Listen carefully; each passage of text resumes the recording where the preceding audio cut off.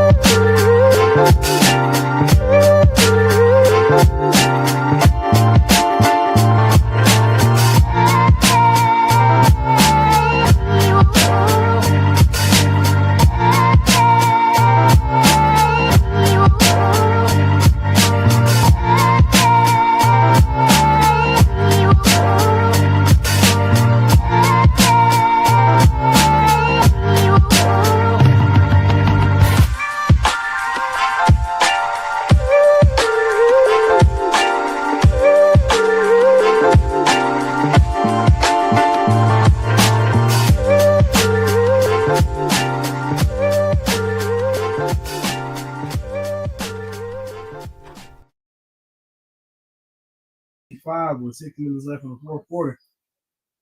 Ew, love that for Boston. Are they on the internet being real fly? Because we lost. Y'all being real ignorant. Y'all being real stank out here in these streets because Cleveland lost. Well, let me tell y'all something.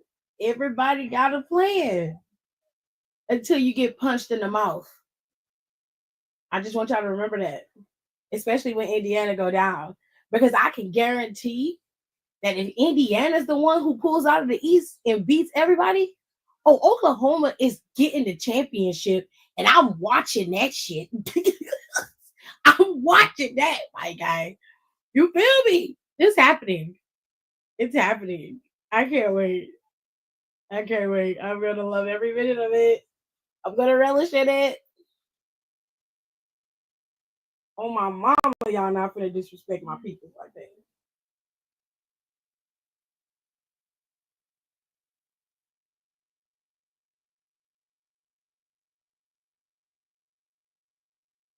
Now Ashanti's a fake, y'all. That's crazy. Anyways, hi. Hello. Hi. How's everybody doing? I hope you're doing well. Hello. Not on your mama. Hello. Hello, Aaliyah. Hi. How are ya? Hi. Okay. So for those of you who didn't watch NXT, I got you. Okay. Here we go. NXT started off with Miles Bourne and the No Catch Quarter crew. They came out there together, or the No Quarter Catch crew. Sorry. They came out there together. You know, Miles Bourne cut a really good promo, and I'm not trying to be disrespectful to Miles Bourne, but we all know that he's partially deaf, and that sometimes affects his speech. So it can sometimes come across as a little slurred. But he was very clear and concise with what he said. He said, let's get the elephant in the room out the way. Everybody knows that I have a disability. I'm partially deaf, and sometimes it affects my speech. But last week, when I was in this ring, I beat 25 other men, and I became the number one contender. And that, my friend, is a testament to you being able to do whatever you put your mind to, no matter what disabilities or blockades are in your way. And I was like, kudos, Miles Bourne. You are absolutely right. Now, of course, Charlie Dempsey was out there being a hating ass Chucky doll, and that shit is not cute. Oh, a Chucky doll. Howdy, y'all. Johnny's here. And so is Kenny Ken. Kenny Ken's here. Yes, your favorite duo. Oh, God. You know it's y'all bitches. Y'all They favorite. tried to kill your favorite. As Miles was out there hyping up the crowd, and he said he heard everybody hollering and screaming, which the boy can hear. I want y'all to understand this. The man has partial deafness. He is not completely deaf, which means he can hear to a certain extent. Ethan Page came out there and got to talking cash shit. This was a manipulation so that he can get Miles to put his contendership on the line so he can steal it. Okay. This is obviously a very OG tactic. We all have seen it before. And this was his way of getting himself back into the title scene without actually having to truly work for it, seeing as how he lost it based off of his own ignorance in that match last week. Had he had been paying attention, he would have understood that focusing on Shawn Spears hanging on the outside of the ring wasn't the smart thing to do when you still had Miles Bourne to contend with. You underestimated him, and that was your fault. But anyways, he came out there and he basically was just like, you're not championship material. You're not ready. I'm a former champion. Let's keep this. Let's really go back and look at this. Because people forget. They automatically believe that because you were a former champion or you've had a championship that you somehow won it under the best of circumstances, or you actually were a fighting champion. Ethan Page was neither of those. He fell into his title reign. That is not a euphemism. That is literally what happened. He fell on top of the person and pinned them, and that's how he became NXT champion. So I'm not exaggerating when I say he doesn't know what it is to carry a title in a company either. Okay?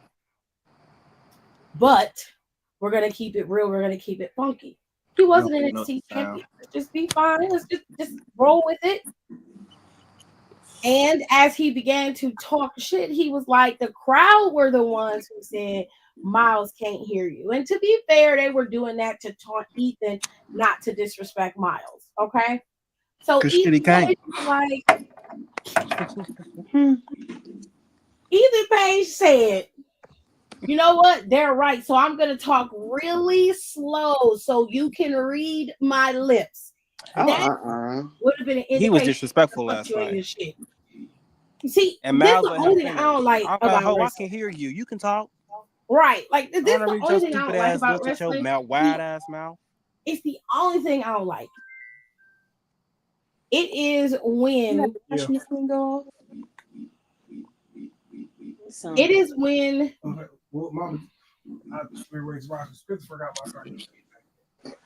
it is when they always have these types of moments, so you can at least get the job and they don't really do the real shit. You know what I mean? Like, if you out in public, and let's just spin reality. You partially deaf, and you know your speech is infected by your deafness. Cool, great. Everybody's under the same umbrella. We all understand how this works. Somebody comes to you and they start talking to you, and you tell them, I'm partially deaf, I can't hear. And then the next thing that they say to you is, I'm going to talk real slow so you can understand and read my lips. What you going to do? I'm going to be honest. I'm going to spit on them. Don, what you gonna do? Hey, she snatched the words right out of my mouth. She snatched the spit out my mouth. It's a knee-jerk reaction, though, right? Oh, I can hear you. Either somebody get ready to get cussed out, or you're gonna get your ass whooped. Personally, I'm about to show you how my hearing works. No. I'm gonna hit you in your shit. Like, I'm gonna rock your shit. I'm gonna hit you right dead in your ears, so we could be on the same page. So now let me move my mouth and lips for you slowly, so you can read them. Thank you, bitch. Stop playing with me. That's all I'm saying. I just want all I ask, because I enjoy wrestling to the hills. I love it because it's your favorite soap opera with fighting. So I love it. But I just want y'all to dig a little deeper into it, because there's no way I'm going to stand in front of somebody and they know that I have a disability and that's what they say to me, irregardless of how the fans are taunting him or not. I'm punching you in your shit, because there's nothing else to discuss. You have full on disrespected me and you're mocking me. Now I need to whoop your ass. I don't care about you talking about putting my title shot on the line. I don't care about none of that. I know they had a job they had to do, right? There was something that it was leading to. But I just didn't like that. That rubbed me the wrong way. Oh, Whole how he situation mocked rubbed me him. the wrong way. Yes. I didn't like that because, And I was like, I get it. well, He's a if you, heel, whatever. yeah. Ah, it's Nicole. Hi. Well, if people don't know, my mom has worked with people, specifically special needs people, literally my entire life. So I always have like a soft spot and stuff, especially with people with disabilities. And I literally started crying Oh during his no. promo because I was like, I'm so happy for him, and this is like so important. That's what I said. So Because like they don't get the representation, although you wouldn't know yes, unless you speak to one. But they don't get represented. Last time the disability person had a representation was when that dude had one leg. yeah. As far as So I know. I Oh, what is his name? Or there's this wrestler. Oh my God, I'm blanking on his name. This is like very deep cut. There is a wrestler, I can't remember his name, but he didn't have legs. He didn't have both his legs. But he was mostly on the indies. Mm. I'm so bad. It was like this is like when I wasn't watching WWE. So this is like This is a mid real deep cut. 2000s. Yes. Oh, child. Oh, I need to find You out. deep in the archives. Yeah, so I need to find who that is. But I was just so happy for him. It But was a good one. and I I was hate to say it hoping like and praying that this, Ethan Page was not gonna beat him. I'll kick him in his nuts. No, that ass. No, for real. I was like, I was gonna cut that shit off early. I Had would to have do cut the that mic off. because I didn't like the whole Um I was very situation. It was upset. no point of doing that. yeah. I I was really like, You you liked feel doing too me? Miles much. Born promo I though. see you are a loser just like Finn is on Raw. You ain't got no talk. In the I worst was way. just like, And it's not. It's I'm not like, even what? like. It's like, nigga, you's a It's not even like fucking you loser. had the I accolades would have been before. so mad. Right? I You would have just cut. I you. was like, stop. I don't know what we're doing in the show, but we're cutting production for a second because I gotta have a real talk with this man. Nah, cause Child, like, who is you Ethan wouldn't. talking to? He wouldn't have been able to say shit to me. You talking about I'm not champion worthy? You had one person that you had to fight, and you dodged them for like what 3 months? You dodged them. They didn't miss you. You dipped and dodged. You ran at every chance you could. Hey, babe, So take a I what see deep are you we breath. dodging talking him. about? I'm like, you dodging him like Trump was dodging a draft back in the day. I And said, you let's had a not. defense, and you didn't defend. You fumbled. Mm. So what do you mean? Nobody. You're not championship. You shouldn't even got the titles to get to begin with. That's all I'm saying. Tomorrow you only sign if you get a championship shot. Ava better than me because I said, well, you might as well take your ass to Raw and SmackDown. Mm. Oh no, for real. Because it's a They're line over saying, here, babe, and I ain't got. It don't start with you. You want to sign on the championship? yeah. I No. mean, I don't know if this is just Alright. like fan rumors because I feel like I've been like You not take it fully into now. wrestling because this is when I take like my mental break from You have wrestling. water. So Mm-hmm. I'm very like half in, half out right now. And obviously, like Seth and that orange man and that other orange man.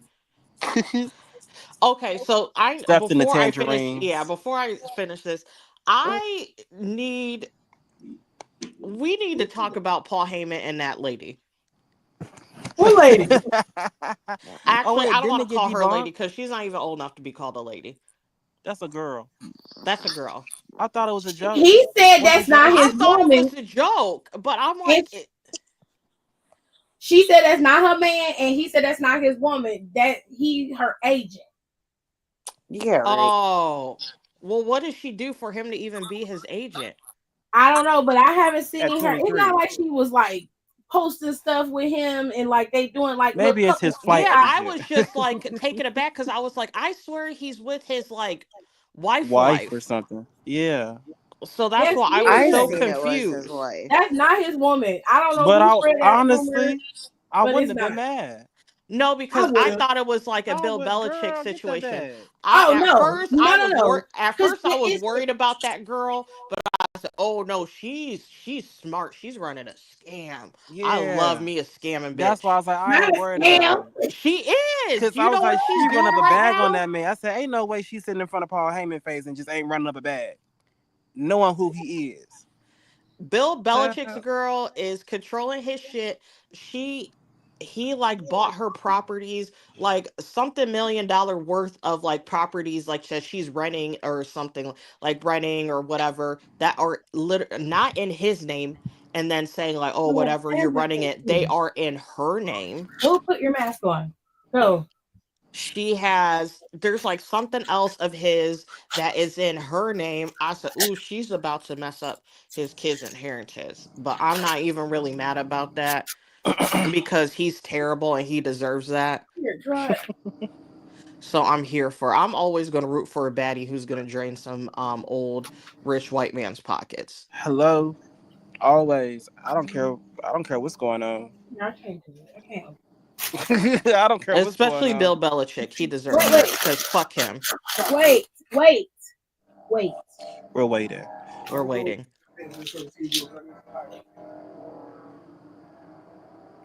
Hold on, I'll be back. Y'all take over for a little bit. I'll be back. Okay. All right. But I don't know. I love me a scammer bitch. What else are we talking about?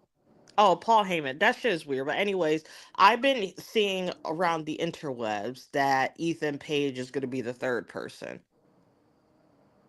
For them, Yes. I wouldn't be mad. So that's why I think he might lose again. Because I was like, I can't picture them taking that belt off of Ricky already. Yeah, For no and honestly, reason. it's really no need for him to be on NXT. Like, yeah, I get everybody want to be here, but if you were on the main show via AEW, you need to be on the main show like everybody else. Yeah. Especially if you That's can wrestle for real. Yeah, that's why I think, because that's why I'm starting to really think the rumors that Mariah is signing or has signed is starting to line up. Hooch. Oh, So and that's someone like she can't be an NXT, like she's too big. She has to yeah, let she go. needs to be right in front of Tiffany's face. Yes. Wherever Tiffany at, that's where she needs to be. Yeah, she needs to be in her face and take that belt right off of her Yes. immediately. Or shit, play her like you play Tony. Make her think you her friend. You know, pretty girls link up. Bad blonde bitches that can wrestle. Take a shower. So let's click up. Do this shit together. We can go after the tag team titles. Do a little one super that. And just when you think you can trust a bitch, I turn on you. Because I know I'm better than you.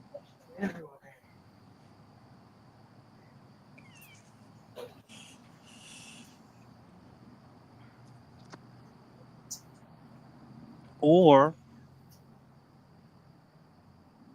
keep it face, make Tiffany heel. Wonder how that works.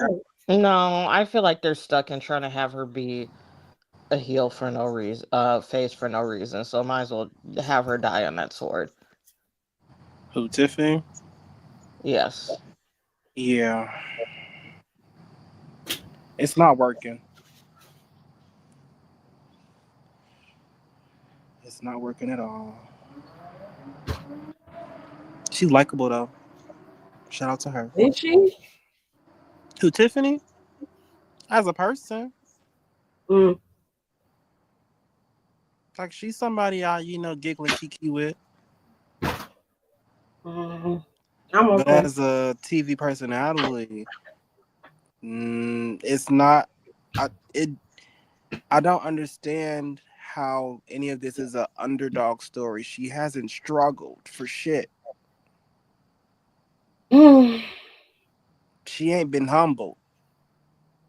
I'm not a fan of Tiffany Stratton. I never really have been. So she don't appeal to me on no level. I got it at first, I love the pretty girls. I guess. But then it was just like Pretty is in the we eye of the going. beholder. And then I got it. Money in the Bank should have went a whole different way. Mm. Oh shit, Jazz was in a PC. Oh, word? Jazz. Oh, it's spicy. Hopefully she get into some of them girls. Put her on the together. next season of what's that? LFG. Why can't I pull from? Hold on. Ugh, this is I so want that Cajun fucking pasta at the. sad. This is why I don't go on And I got Facebook. $20. And I got a $20 gift card to Maggiano's. Let me go up there and get me some rigatoni. Period. all right. And another parent said she's gonna get me one too.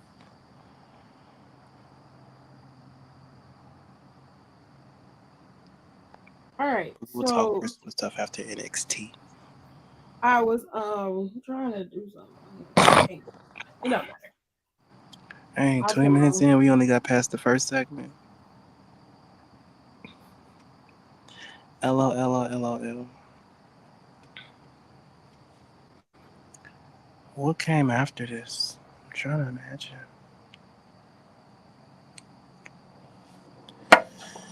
Let's see.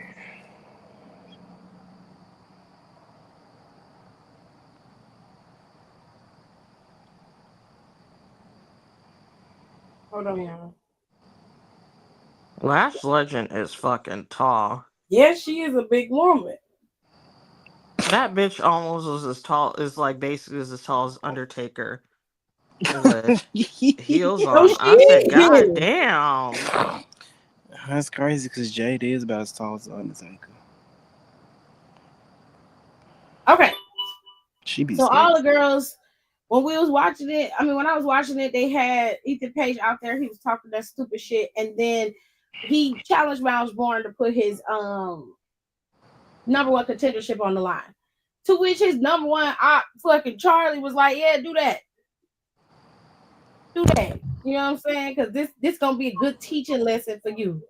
He's like, just like you giving me a lesson. You get to scout over Femi tonight, and then be able to prepare for him better next weekend. You get to have a real bout with a former champion. And Ethan Page all mouthing former. I'd have punched his bitch ass in his face.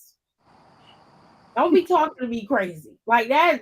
That was crazy. That boy cut a good promo. And to be fair, that's one of the best promos that's been cut on NXT in a long time. And even Trick Williams don't cut promos that clean, and that man got a list. He has a list. Who, Joe Hendry? No, Trick Williams does. Oh, a lot. Oh, really? I feel yes, like it's there. I don't know why I haven't noticed that. But listen, man. There it is. No, but he got him, and this is when everybody's like, Joe Hendry needs to be more serious and blah blah blah blah blah. There you go. We got Trick Williams Because all he the got way together. him, he was cool, calm, and he got him the fuck together. He tore his ass up, and it was very subtle. I love me a good corporate read. Ain't no cursing in it.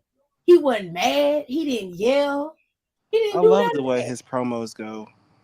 Oh, They be so amazing. I liked it because that was very different from him, for him as well, but also showed his range because obviously word on the street once that TNA contract is done, he's going to WWE. Oh no, yeah, they're like That's it. Yeah.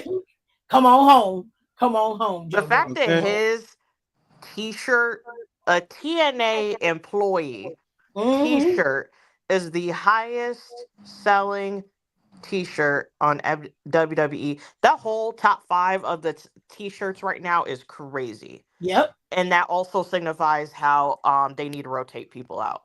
Thank you. I've been saying it. Because it's him, it's all random people. Cena's not even in the top 5. Cross, Hendry. Who else is up there? I'm forgetting, but they're all like low-key random. One of them is a woman, and I don't remember who it is. It's either Io or it's Stephanie. I think it was Io. I feel like it's Io. I think it's Io too. I think she was number 5. Yeah. And then it's like somebody, like they're all random as fuck, which I love. And I I was do like, too. that goes to show you. A little bit will go a long way. But Oh okay. my God, that's gonna bother me. Who's the Even other without issue? him doing what he had did, if you just look on social media, people were invested. Yeah, People but went in see, so far as to they like call him noticing how he changed his hair also. up. This also goes to Trick's situation. So since they brought up Trick and Joe, let's talk about it. They had their sit down to sign the contract, and instead of doing it in the ring, Ava did it in a backstage vignette. So Ava wants to keep the situation as calm as possible so it don't get volatile because the two of them have been fighting for weeks. So and Trick been blindsiding Joe Hendry for almost a month. He been coming out there on TNA, taking him out during matches, costing him matches, like everything he could think of, he is doing. Okay. Now, Trick Williams sitting back there, he's arrogant, he's pompous, and of course he's still mad about the fact that he lost his title and he hasn't had a true path back to the title. To Trick's credit, he does have a reason to be upset, but his anger is always redirected at the person who happens to be getting an opportunity at the title or has been added to his opportunity. He's not really making sure it's understood that he's unhappy. He just crashing out on whoever's in his way. So he sat there and he was like, Joe Hendry, you're a social media star. I'm just a star. I'm bigger than NXT. I'm bigger than TNA. I'm Trick Williams. And he said, when I get the TNA championship, you'll go back to being obscure, irrelevant, singing songs and making social media memes, and I'll be running TNA and NXT. And Joe Hendry was just like, all right. He was like, cool. If that's how you feel, he was like, I understand the basis of hard work. He said TNA is at the height of the brand right now. And it's not by coincidence that I'm champion while it's hot. He said it's because of me. And I was like, talk your shit, Joe. You know what I'm saying? Call your shit. He was like, I'm the one popping off right now. And he was like, I don't have to do no extra bullshit to get there. I am who I am. I did what I did. And he said, I'm going to keep doing it. As long as I'm champion, that's how it's going to be. Now, he was like, you, on the other hand, got a choice. Now, Trick Williams basically says to Joe Hendry that he said, you done took everything from me. You took my opportunity and my chance to get back to the NXT championship. So now I'm finna take away the only thing that you got, the one thing that you love, which is your championship. I'm gonna take away your spot in TNA. I'm finna take everything from you. I was like, oh shit, this is fucked up. You know what I'm saying? Joe Hendry was like, he signed the contract because he stood up.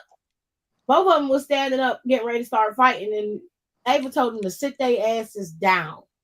She was like, don't make me have to call security to come in here. Could have been me, because I'd have told you to sit down, or I'm going to whoop both of Sit y'all. your happy asses down. Okay, y'all not finna I'm fight gonna while tear I'm this in here. contract up. Sign the motherfucking contract, nigga.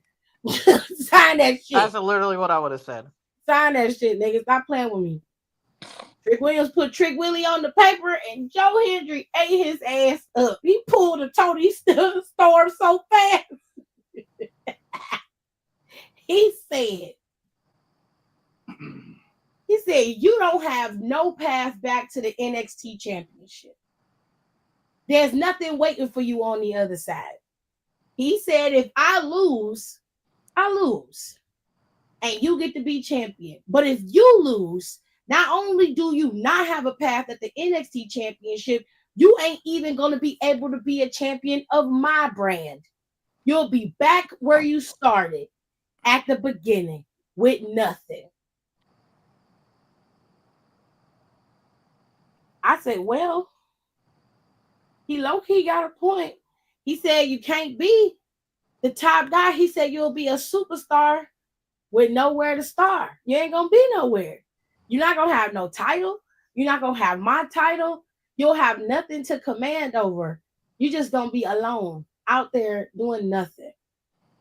While I'm going to move on and continue my reign as champion, you'll be trying to figure out what your next move is going to be. I was like, damn, Joe, you ain't have to eat them up like that. But it's the truth.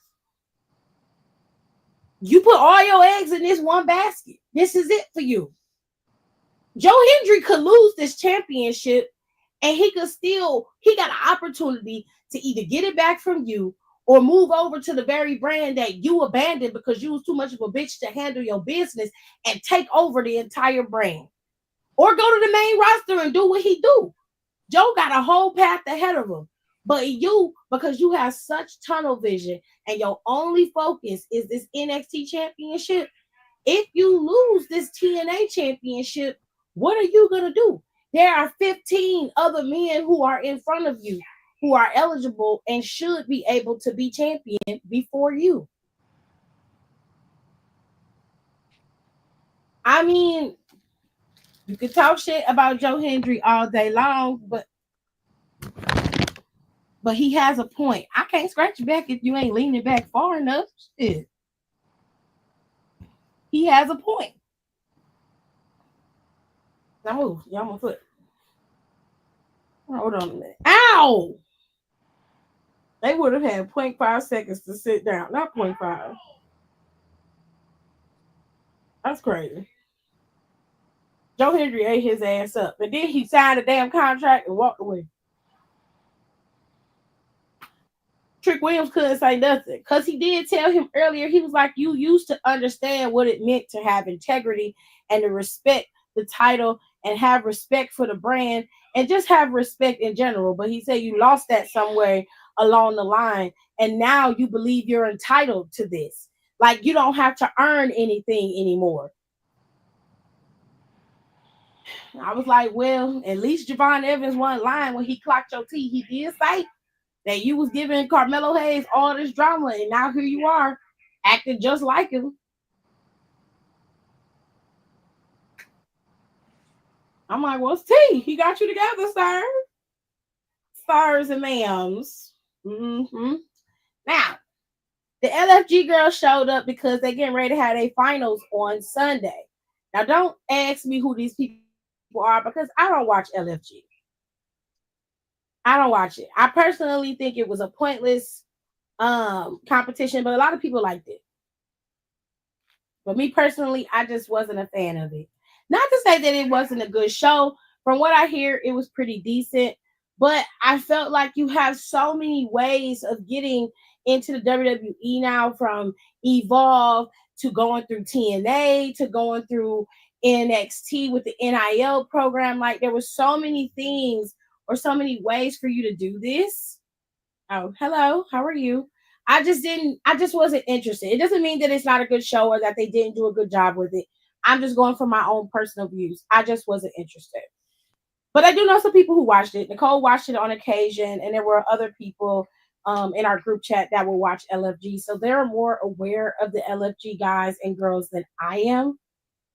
I'm not up on everybody. I know who the Olympian girl is. I know who she is, but I just wasn't up on it. They could have picked bigger, better trainers. Well, okay, so let's talk about it. Since he brought it up, I'm fine, John. Thank you for asking. I was okay with Mickie James being there, but they had way too many guys, in my opinion. There was not enough balance. I also think that there was a lot of fabricated shit happening during the show that I just wasn't really a big fan of. Like, I didn't like how Mickie James singled that girl out for her gear, and her gear was just terrible. There was nothing about it that was showing off her ass or anything. It was just bad looking gear. That's all that it was. And I'm like, the girls nowadays, here's the thing that I want people to understand when it comes to women, and especially with the way we dress and how we dress.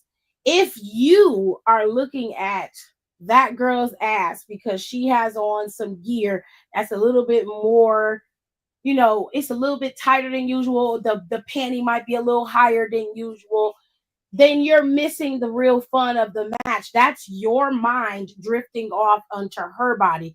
It is unfair for you to place that onto her. It's like saying, "Oh, well, she got attacked because she was wearing a short skirt." No, that's not how we do things. You know what I'm saying? Her having her ass out, unless she had on a skirt and a thong, and she was out in the ring wrestling in that. Them having their gear on, like Rhea's gear, or like Liv's gear. Liv's gear there you has go. gotten crazy Yeah, the Liv's past. gear is crazy. Liv's Liv's gear, gear is crazy. um, Scarlett doesn't. Charlotte don't have the cakes to wear this type of gear. Scarlett doesn't wrestle that much on TV, but Scarlett's gear is crazy as So you well. got, and then you have like Jade's gear sometimes, because Jade is a bigger woman in terms of her stature and in her assets. Sometimes her gear can be a little revealing as well, depending on what she's wearing. To me, I'm not focusing on none of that. When I watch the women wrestle, I don't care about their asses. If you got a nice ass, cool. I see it like, girl, I see you out here poking. Other than that, that don't bother me. That don't bother me, because they be in there whooping each other's asses. I don't see how you could watch the matches, especially in the E and in AEW, with the way that these women wrestle nowadays. I don't see how you could watch it and only see their ass. These hoes be knocking each other out. They faces, half they makeup be gone when they get done. Lashes be missing. Someone's Bitches, missing. Extensions are everywhere. nigga. Nails be broke. These hoes be beating the hell out of each other. How is you sitting up in the stands at a wrestling event like, damn, her ass is out? Like what? Her tooth is missing. Like Yeah, like she just suplexed the bitch off the top rope, and that's what you saw. That's what you got out of it. That don't make sense to me. So no, I didn't like that at all. I also got into my brain like Bully Ray was being really petty, and I was just like, the whole situation with the Olympian girl, where he was like, she smiled too much, she's too happy. I'm like, okay, so you did that on purpose to piss her off. well, I don't Sure. like that lady anyway, so I don't care what he say about her. Sure, whatever makes you happy, loves. And it was the BJ kid, the frat Oh my fraternity. god, I'm so sick of him being on shows. This is I like don't the third show understand. he's fucking been on. I don't understand it, He but was on something else. He was on Next Gen. And then yeah, he's on this. I'm like, I said, did y'all just hire him just to put him on these shows? Because that's what yep, it's looking like. yeah. And you know he Literally, gonna pop that's up what on it looks Evolve. like. You know he about to pop up and Evolve, because they're not getting rid of him. And I don't understand what their obsession is with him, or what they see in him, because I haven't seen anything worthwhile. I mean, Grayson Waller got him beat by a long shot. So does Austin Theory, and I'm just like, It's just funny because his counterpart, because he's a Duke wrestler. Him and that other dude that's in Dark State, Cutler, that tall white dude. Cutler, yeah. Yes, they wrestled together in Duke. They were on the same team. They wrestled the Oh, same time on Duke, and they came over and got audition and shit at the same time at WWE. And then he was always talking shit about him, but look at him, like he's on TV in a better spot than him, and he's just on peddling these fucking reality shows. I'm just like, he didn't make it. He ended up getting cut. Which he should get cut. He's ugly. It'd be different if he was good looking. Jesus. If he was good looking and had this She character probably could give him a pass. and whatever, yes, I would. A low key, I'd give him a pass. Because at the end of the day, no matter what anybody says, looks get you significantly far in wrestling. That's fair. And this is everywhere you go. Dead ass. Case in point, I'm gonna use Cora, and well, I'm not gonna call her Cora anymore because she don't work at that company.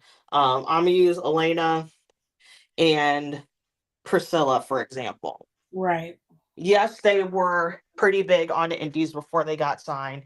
You know, they had got a significant following while they were at WWE.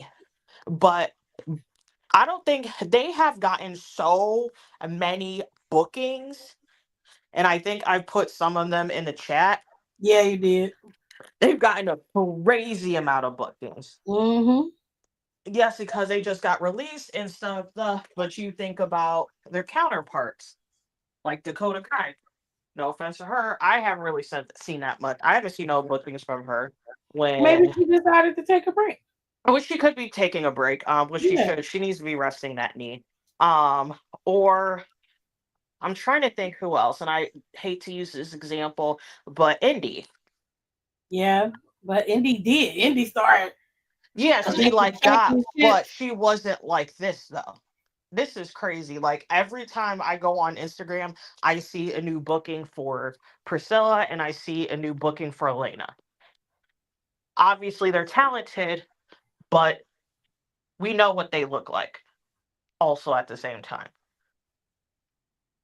We know Mm-hmm. what a lot of people, and NXT is a prime example. We know what a lot of those women look like.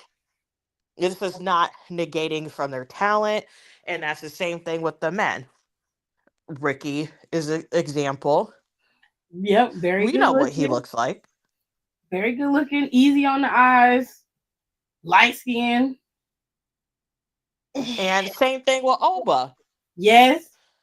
We know what he looks like. So that's Yep. what that's what I'm saying. I was like, yes, talent and hard work, but also you having, and I'm not even saying you have to have a certain look, because low key all those people look completely different. They do. But they're And both everybody has an but attraction. they're all attractive. They're all attractive. That's the common denominator. They're all different. They got different vibes, different heights, different weights, different body types. But at the end of the day, they are all attractive. Attractiveness in wrestling will always give you an itch. True. And I wish people would fucking admit that. That's the truth. And there's no shame in that. You know? It's People like looking at pretty that's people. the entertainment industry. People like looking at pretty people. It's just that simple. I'm not trying to see nobody fucking ugly all day, every day. Low key, that's I why go I didn't walk want to down look the at Brock street. Lesnar every day because that nigga's not I attractive. go walk down, and exactly during that time, you know how many ugly people was in that damn company during that time? Oh my God. Oh my God. This is hideous. Why do you think women was fucking gnawing at the bars when the Shield debuted? Oh shit. You ain't lying. We was like, oh, pretty people. I feel like this should be like a podcast topic. No, for real. For real. We need to do that. Yeah, because we need to talk about that, because a lot of y'all don't want to admit that. And a lot of men don't want to admit that either, low key. Not Gotta even be low key, pretty. high key. They do not want to admit that. Dead ass. We'll starve it and Roman show up. Oh God. Lose their Everybody. mind. Everybody was like, who is this beautiful man? Who is this? Who's this man? Steph didn't get it Please. until after he kind of Stephanie. That's a good current example. who What Stephanie? Vakir. Do you see how crazy people Yeah. go? It's wild. But Stephanie's beautiful. She People is. lose. Oh And my! her And you know outfit what? You know yesterday, why? gnawing on Jesus. fucking drywall Scared me. over her But outfit you know why yesterday. though? Because her beauty is effort. She don't do a lot. She really, really don't. She have a little bit of lipstick on, but she is stunning. She's a And some strikingly face paint. beautiful woman. Rhea Ripley too. They be going nuts over Rhea Ripley. Oh my god! Talk about chewing on drywall. But she's so pretty. I like That's Rhea. them motherfuckers be chewing on concrete about Rhea Ripley. I don't know what it was right after Rhea started getting a lot of ass when she started doing them squats and getting that ass up. Yeah, because that was never all that. That was never back there. Okay. Everybody was like, oh wait now, Rhea Ripley got ass in these streets. Because I was looking, I said, when did this happen? She was She came out in that black suit. What was that, last week? Yeah. I said, oh First week my after god. Mania, I was like, oh, All of you provided a refreshing perspective. Thank you. Thank you. Appreciate it. You should listen to the podcast if you don't. It's always at the bottom. I always make sure I put our podcast at the bottom of the screen. It scrolls, but you can always go I'm biting. and listen to the pod, and you'll hear us over there talking. Listen to the pod. I didn't even get to post the podcast before WrestleMania. I never got the chance to post that one. I might post it anyway. Yeah, I just posted anyway. Good But I did old get Midwest. retrospect. I did get Midwest Melody Mafia up there. Oh Lord. Because he hadn't done it in a while. Oh, thank you, Aaliyah, for plugging that for me. I appreciate it. But it's scrolling down there. It's right there at the bottom. You can see it. It's somewhere. I'm so sick of seeing commercials for the Disney Hulu bundle shit. I'm gonna watch Ironheart because Ironheart is getting ready to come out. I know. I'm low key. I'm only reason I'm gonna reactivate just so it could get views because I'm sick of these racist people. And then as soon as I'm done watching it, I'm gonna deactivate it again. Turn it off. Yeah. I was like, I do. need y'all to run up Ironheart because they not giving that girl no. She ain't got no press, no nothing. Nope. And I don't like that. They just now released the trailer. When does that show come out? Yeah, soon, like next June? week. Is it June? Oh, actually, it might be June. It's soon enough. And they got him. They got my one man from Twisters in it. What they do? The Hispanic man. So I was like, I thought he was cute in Twisters. I see him with this. He got a mustache and stuff. He got abs. Yeah, I was like, ooh. he low-key got I was like, okay, Poppy, I see yeah. you.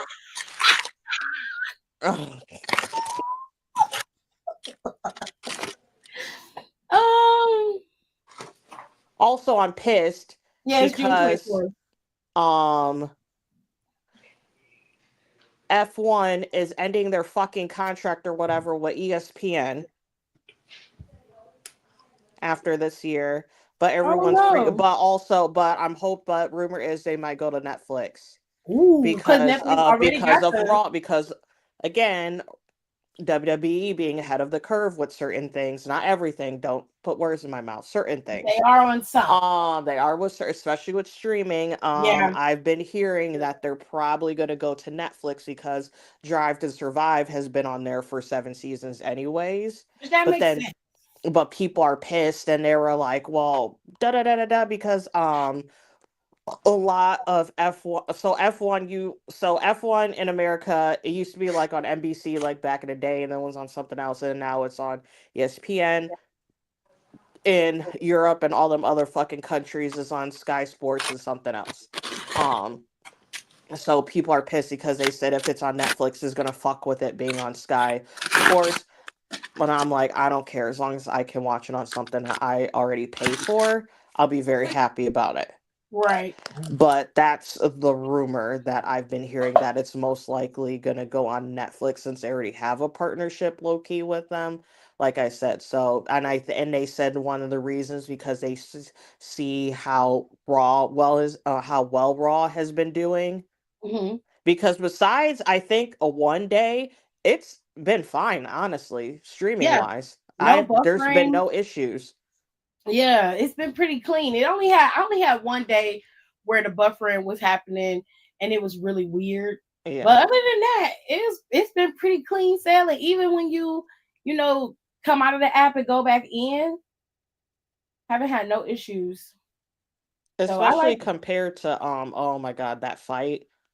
Oh shit. Compared to the fight and compared to the first day of because even when they did the first episode of Raw after January 6th, when they did that, they started rolling it out regularly. There wasn't a lot of issues. It was just little clips where sometimes it would buffer just a tiny bit so it can reset and catch itself up. It would be little stuff like that, but that happens on any streaming service where things are live. It's not as bad as Peacock. I can tell you that. It's much cleaner. It's a much easier app to watch just in general. I just wish that when Netflix does decide to update the interface, that they will allow you to be able to watch it segment by segment rather than to have to like rewind and fast forward through everything. Yes, I I don't like. That's really, one thing I don't like. yeah, I really need them to do that because you could do that on all the movies. Like you can go from scene to scene on the movies instead of just rewinding through the whole thing. And that's the only thing I want them to do.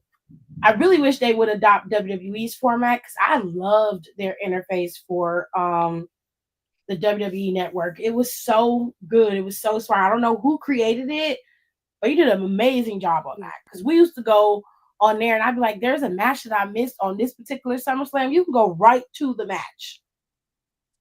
Didn't have to watch anything. Just go right to the damn match. And I I'm so miss that. sad. I miss the WWE network. True. I miss it. I So we miss had it the all the time. LFG girls there. They got all in their feelings because they're getting ready to end their show. It's getting ready to wrap up Sunday. Lash showed up, Izzy Dame showed up, Lola was there, and then a whole bunch of girls from the locker room was like, "You hoes is not gonna come in here and take our spot just because you won this little punk ass competition." And I was like, I don't know Period. I don't know what spot you're referring to, but bitch, you ain't safe. They talking about the locker room. I'd be like, damn. Their actual locker. Girl, your cubby is not safe. It's not. And if I'm coming in here, you damn sure ain't safe. I would have tore it up. I'd be like, Izzy, girl, please go find your beady eyed daddy and go sit your ass down somewhere. Okay, please. Because you ain't a threat to nobody, not even a fly hole. Please. Go somewhere with you, poo. And I'd be like, Lash, listen, I love you, but what are you really doing? Then that's a good I'd have been like, no tea, no shade, but and I love Lash, but what spot am I really coming to take? Because don't you gotta have a spot? I think you need to think about that. While I go on TV and try to beat this hoe for this spot, then when I come back, you tell me. Okay, girl. They had that moment. Tony D'Angelo had a match with Wesley. Wesley is delusional. I've come to the realization that Wesley and Tyreek and Tyson are delusional. This whole thing with Tony D'Angelo, I feel like the storyline is not getting the real shine that it actually deserves. Not for Tony's sake, but for Stacks more specifically. Because he actually is leaning into his character a lot. And it's not as goofy as you would expect it to be. But it do make Tony D'Angelo look goofy as a character. It do make him look goofy. So yesterday, Tony had a match with Wes. For the most part, Tony was going to beat Wes. And I hate to say this because I love Wesley to the ends of the earth, but he's been a loser for quite some time. This heel turn did nothing for him in terms of his win-loss record. He had a better win-loss record as a face than he did as a heel.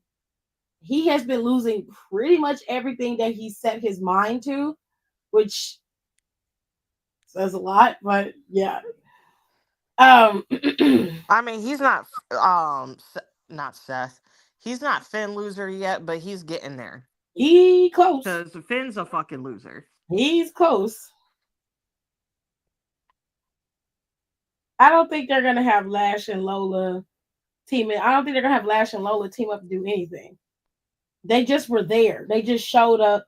Everybody was there. They just happened to be the ones in the front. And then the girls were in the back. It was an intimidation thing because they don't have to go through what Lash and them had to go through to get in the locker room. All they had to do was be on TV, have this situation on Teams, beat out these other people, and they instantly got a contract. Which I'm sure they were in the PC training or whatever, and that's fine. And I mean, them hoes already got a contract anyway, so it don't really matter. So they were just like, it was just like a whole, you ain't special just because you had got on this TV show. And you're not going to come in our locker room and act like you special. You ain't no better than us. And we going to show you. That was the thing. That was the behavior. So I don't think they're gonna make them team up. Just because you see people on TV don't mean they're gonna team up. Wes has always been a little delulu. It's just easier to see now. I don't know. But anyways, he had this match with Tony, and he claimed that this was the beginning of the Wesley crew basically ascending to the top of NXT. I said, sure, proud of Puff, whatever makes you happy. The only reason why Tony lost the match is because Stacks claimed he found Rizzo's safe house. And Tony D'Angelo, this is where I say Tony D'Angelo looked like a goofy. He looked goofy. Stacks knew everything about the family. He was the right-hand man. So it was smart. It would have been smart to put her in a different safe house, right? Not in one the family knows of or has. It would have been smart to find somewhere else to put her because obviously Stacks had previous knowledge of all of the family's dealings and everything that y'all did. He knows everything. That's how he's been able to stay 2 steps ahead of you because you have been underestimating him.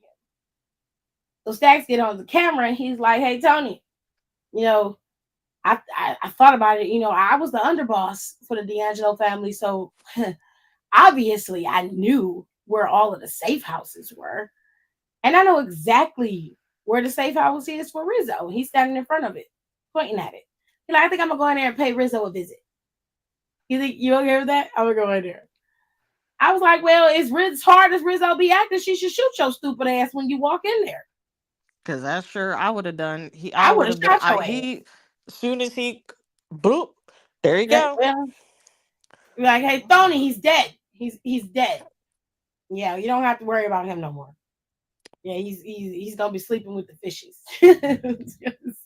That's it. So Tony leaves after he get beat. He get out and leave because he gets beat on a roll up. Whatever. He leaves, goes, has one of the boys drive him to the safe house. He gets to the safe house and Stacks hit him in the knee with a crowbar. And he told Stacks to shut up because Stacks kept talking. And Stacks was like, nah, Tony, you shut up. He said, I'm going to take over everything. I'm going to destroy the D'Angelo family and I'm going to take you out because I'm tired of you and I'm sick of your bullshit. You're soft. You're not good enough. You're not fit to run this family anymore. I said, oh, okay. I'm just curious. What are you going to do after you do this? Are you going to be like Ridge Holland where you go nowhere and then you are pulled from television in its entirety and we don't see you anymore? Because that's a real reality. I don't know. I low-key feel like they prematurely pulled the trigger on this, more specifically how it was executed. I don't mind Stacks turning on Tony D'Angelo. I don't mind Tony D'Angelo and Stacks going at it. But what I want is a competent boss going up against an insubordinate. And he's not a competent boss right now. And I don't like that. I don't like. But they're going to fight it out at Battleground. Battleground's card has been heating up. And it is what it is. Now, here's where things get a little interesting in terms of Ethan Page and Ricky Saints. In the back, Javon Evans was back there watching a video from one of the Evolve guys that they had this really cool moment last week in the Battle Royal. And Ashanti the Adonis, for some reason, was back there talking a lot of shit and telling Javon like he need to stop worrying about some indie dude and focus on the talent that's here. And Javon Evans was like, unlike you, I don't forget where I come from. He said, I know exactly what's going on the indies. I keep my ear very close to the streets. And these dudes on the indies, these dudes got it. And he's like, I like being able to face true competition. So if somebody's asking and I could do it, oh yeah, it's going down. And John's like, yeah, okay, whatever. He was like, didn't you just like main event, stand and deliver WrestleMania weekend? He was like, yeah. He was like, yeah, how'd that work out for you? And Javon was like, he was like, hey, what was you doing besides trailing behind some blonde crying and complaining about her? Wasn't you on the internet just crying because a bitch knocked you out on TV? Like, and that's the truth. He's like, nah, I get it all day. I'm Riz. I'm the definition of Riz. I'm like, no, what you are is a ball of fuck no. There's a difference between attractiveness and cringiness. And you are the epitome of cringe. You want to be on the swagger side, but you don't give swag. You give cringe. And it's gross. I don't like it. I hate it. Okay. Wrestling wise, you all right. But anybody who going out there wrestling in overalls is not giving me. It's not. You're not. It doesn't translate well, if that makes sense. But you do you. Whatever makes you happy. I'm gonna go on a light pass and say nar. But whatever makes you happy is what makes you happy. Now, Ricky Saints was in the back and he was listening and he was like, you know what? I kind of like this. This is all right. Now, when Ethan Page is champion, he don't give a fuck about no competition. But he said, I don't shy away from competition. In fact, I embrace it. So he was like, let me tell you what's going to happen. Y'all get the other boy from Evolve and y'all have yourself a match. And whoever wins, I'll see you on the other side at Battleground. I know that's right. And I said, Ricky! Look at Ricky. He's a fighting champion. And I was like, okay, Ricky, give him something. Now, I think that match is going to be like, I think that's going to turn into like probably like a fatal 4-way or something. Because I don't think we have any multiple. I don't think we have any multiple matches for Battleground. No, we don't. Which is fine. Do whatever you want. I don't care. Yeah, I like that. That'll be fun because the dude from Evolve is crazy. That man's skill in that ring is nuts. A lot of people in Evolved is a little cuckoo. They're crazy, baby. That's crazy. They crazy. I just need Swipe Right to tune up a little bit in the ring. I do not like Swipe Right. I love Swipe Right. I do not like that. I love Swipe They look like little babies in the ring, and that makes me just want to throw up. I love Swipe Right. I don't like them. But anyways, so they had that. Now, Stephanie came out there. They say rumor is that Miles Bourne done bagged him Stephanie. And that's his new lady. The streets are saying. And then they was like, well, they came to like something as I said, don't nobody take nobody to Mother's Day at something as a fucking friend. That's cool. And they don't.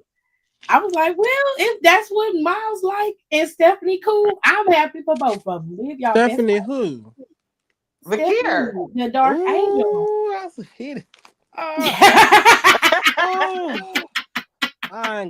I'll never have nothing bad to say about that man. The Dark Angel, baby. That's what they say that he's dating. And a lot of people, well, some of the incels are mad. I don't give a shit. I said, nigga, she gonna date you. Y'all barely know how to wash in between your fucking ass and your balls. Why would she date you? Please. Situations like that, you got to big Miles up. They're not gonna big him up. You know why? Because they feel like he don't deserve her, and they feel like he's not adequate enough to be with her. But they look like the bottom of somebody's rusty ass foot, and they smell like a whole garbage can, and they acting like that ain't Randy's son. Exactly. If everybody who's talking cash shit like that was in my situation, wouldn't even know what to do with that woman in their presence. Facts, because she looked like she's sitting spins. And she just look like you. If you catch my drift, right? Oh, Jesus. She looks like she look like she get that strong, backless, long, slinky black dress just to mess with you. Back shots go crazy. Give that man his props. Miles Bourne seemed like he real cool. That man got a nice little style. He came out there with his nice black shirt on and his shoes was shine, pants fit. I said, okay. It was talking. I said, you better get out here and serve. He was cutting people up. Hey, look here. I said, y'all better leave Miles Bourne alone for Randy Orton to come out there and grab that nigga and create a new faction on that main roster. Start tearing some shit up. Kidnap him. Okay. Be like, what are you doing down here? Shit. It's not important. And he walked You right come with me. He You was come walk with me. right past Sean's office, look him dead in his eye, Bitch. He's mine now. Right. and leave. I'm taking him with me. Thank you. And that's Thank it. He's you. not coming back either. And He's not coming and back. Sean tried to get an attitude. He'd be like, "Call Hunter Yeah. and leave. So, Call your friend." Stephanie came out there with this slinky dress. I mean, the slinky shirt on with this bright red bra. She looked cute. The pants on. She came out there and she talked for a little bit. And then that's what Fatal Influence came out there. Oh, pissed me off. I said, what the fuck are y'all here for? Telling you. Now look, I like Fallon's boots. Them knee-high cowboy boots that bitch had on was them was tough as fuck. I don't know where you got them boots from. The list bitch, was but them eating. bitches That's cold. what I was mad about. She looked good. Good for It her. was JC Jane who looked like she was confused as to what she was coming out She there ain't for. have to have that shirt on. She looked like she was going to the beach and she was getting ready to come off. You know how like To the beach, each and get away. She was going to a Literally. beach club. You see what I'm saying? Y'all get what I'm saying? He was very clashing. Now I like JC's hair. I think JC that has those great hair. things are gorgeous on her. I think it makes her look really pretty. It gives her it really frames her face beautifully. They layered her hair correctly. I don't know who cut that bitch hair, but they did that. That They bitch ate hair. that shit up. Is laid. You understand me? Fallon had some few pieces in her hair. She was standing out there. Hair was full. She had a nice skirt on with her boots. She was cute. JC outfit she didn't know what she wanted to do that day. It was misguided. Yeah, and then she wore them same black heel boots that she always wear. And I was just like, okay, JC. But they came out there, they both arguing with each other and yelling at Stephanie. And then Jordan come out there, and the crowd go dead silent when Jordan come out there. I don't know why they mad at Jordan. I don't know what the issue was. But they was real nasty to her. You know, they didn't really react to Jordan at all. I mean, the crowd was weird and lame. They were quiet. And that's how you know, like, some out of normal people was no, in but that somebody place. Somebody in the crowd was like, we're not listening. No, yes. I said, oh girl, you better than me because I would have checked that ass. Boy, shut the fuck up. Okay. You already paid. And I'm like, okay, Jordan's not. I can understand if Jordan was Fatal Influence because they're heels. That's how they're operating, you know. But Jordan was just like, hey, listen, I'm gonna make sure your ass make it to Battleground in one piece and at 100%. Because I don't want no motherfucking excuses when I beat you for that championship. And I was like, okay. I fucks with it. You know what I'm saying? Now, JC and Fallon is over there arguing, and Fallon's standing there because JC was like, this is what I do. I ruin friendships. I destroy relationships. And I was a former champion. She was like, and that's the past. That was the past. I'm like, oh. Girl. Yeah, but my point is. And she was like, but like I was saying, I was like, oh. This shit is so messy. So I was like, honestly, we didn't have to do this in the ring. This could have been backstage. Fallon's ass was like, she was like, you beat me for the North American Championship. True enough. And she was like, because JC brought up that Fallon lost. And Fallon was like, yeah, she beat me, but she also beat Julia for the NXT Women's Championship. And she was like, just like Julia fell, as how fast your star rolls, you're going to fall just as quickly. And I was like, girl, what you know about falling? You have to be on top to fall. And you didn't even stand up long enough when you was champion for you to fall. So,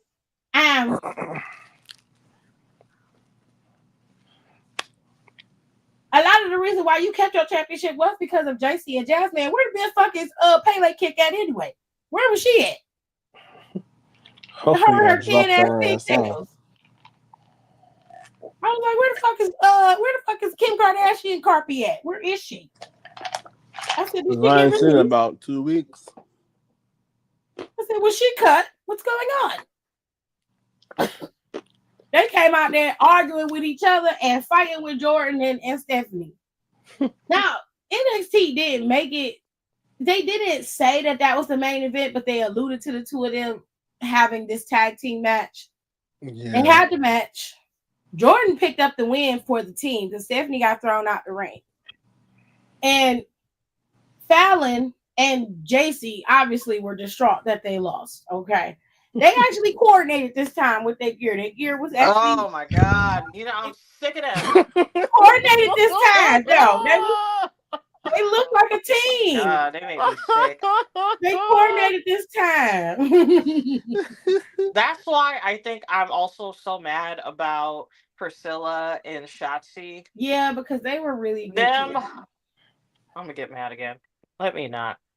Because them girls, they look like three. Because they look like three girls who got stuck in detention together.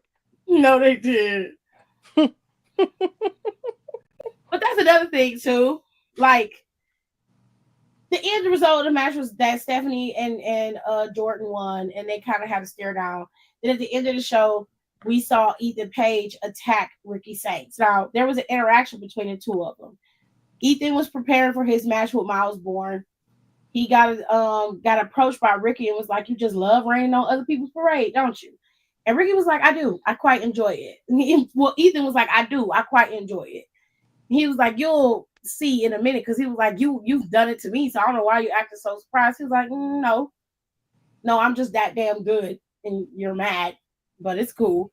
And he was like, "I told you before that you and I are gonna cross paths again, but it's not gonna be right now. Right now, I'm gonna stake my claim and get my path back to this NXT championship, and I see you when I see you." And Ricky Saints was like, "Okay, babe, good luck with that." That did not go so well for Ethan Page. Ethan Page lost to Miles Bourne on his own reconnaissance.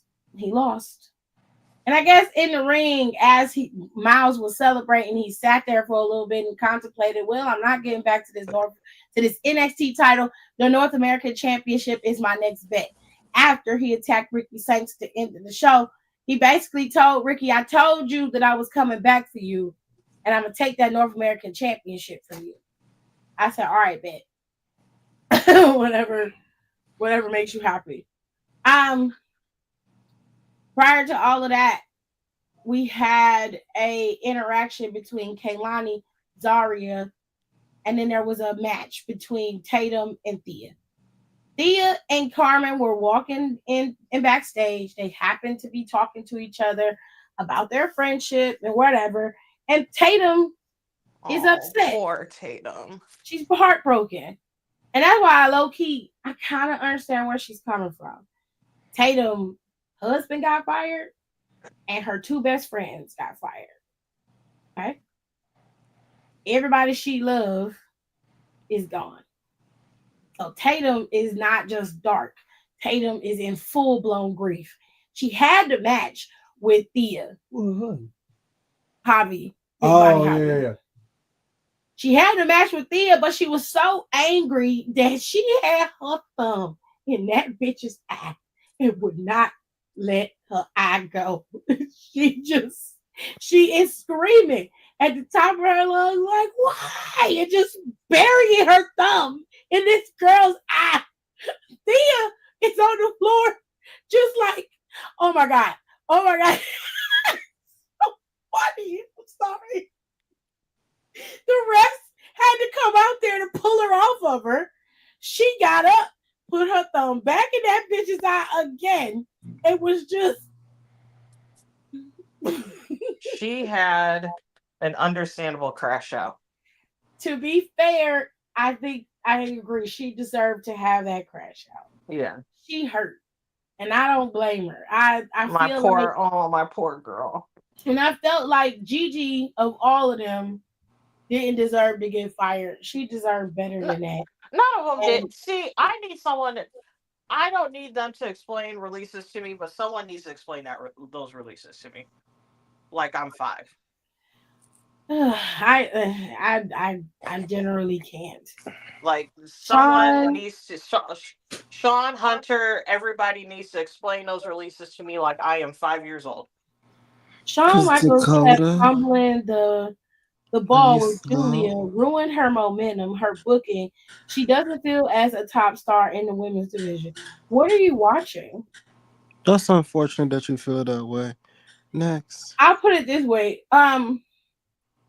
There is only so much room for people at the top of the mountain, and just because you get beat for a title on a show, it doesn't mean that you're ruined. I find that this narrative about a lot of people is very interesting because if that's the case, then Roman should have been dead in the water years ago, right? Yeah. If that's the case, by your logic, then you should not care about what Trick Williams is getting ready to do because he just lost his championship. He's not getting a title shot anytime soon, at least for now. You shouldn't care about Charlotte. Becky should be out. Her momentum should be ruined as well because she lost to Lyra at the last PLE, but her momentum hasn't been ruined. And the last time I checked, Julia was in the main event of Monday Night Raw this past Monday. I don't see how her momentum is ruined. I think y'all biggest issue when it comes to people being ported over from New Japan specifically is you're expecting to see the same person that you saw over there. You're not going to get that. You're going to get a different version of them that is meant for the WWE audience. If you want to see that, you're going to have to keep watching New Japan or watch their old matches. I don't think Shawn Michaels ruined Julia's um, momentum at all. I do think that Shawn Michaels should have booked her as a heel from the start. And she could have just beat Roxanne as a heel and took over and then had Stephanie come in and the two of them battle it out. Which I However, agree I with don't that. think that her momentum was ruined. She's a former NXT Women's Champion. Stephanie beat her. She lost. She lost the championship match to regain the title, and now she's on the main roster. But I don't think she got pinned in that match though. Yes, she did. That 4-way? No, she had a match. Did she have a match with Stephanie recently? Mm-mm. Who was she wrestling? Oh, it was Jordan. She wrestled Jordan to It get the was number Jordan. one contendership, and she lost that. Yeah. That's who she wrestled. I disagree. I don't think that she's lost any momentum. I don't think it's ruined at all. And I if we do learn, think her next match she needs to win though. Look at how they listen to how they pop for her on Raw. I What? think if anything we've learned about wrestling is everybody can recover. Even when the booking may not be up to your liking, everybody can recover from that. Shit, look And at all Julia Karrion needs Kross. is the right feud. I think pairing her up with Roxanne is unnecessary. Yes, that's the one thing that needs to get nipped in the bud. They need to be separated. And I think that should be over. I honestly think that Julia need to attack Roxanne.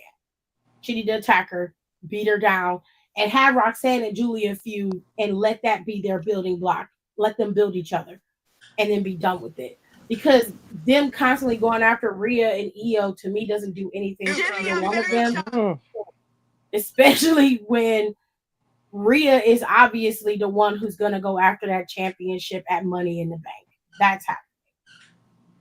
So I don't think that her momentum is ruined. I just think that there needs to be a little tweaking in how she's booked and let her be the true heel that she is and use Roxanne to do it. Roxanne seems to think she's untouchable, and that's part of the problem.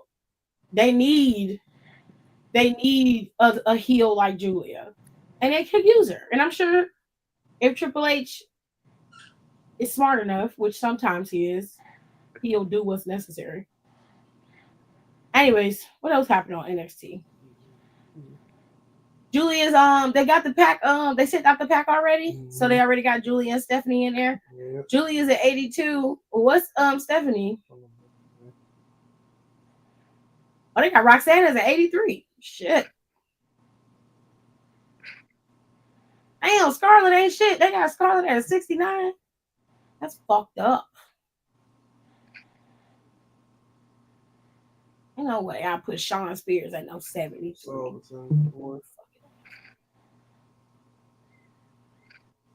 Okay. Stephanie is at 83. 83. What else happened on NXT? Did I miss something?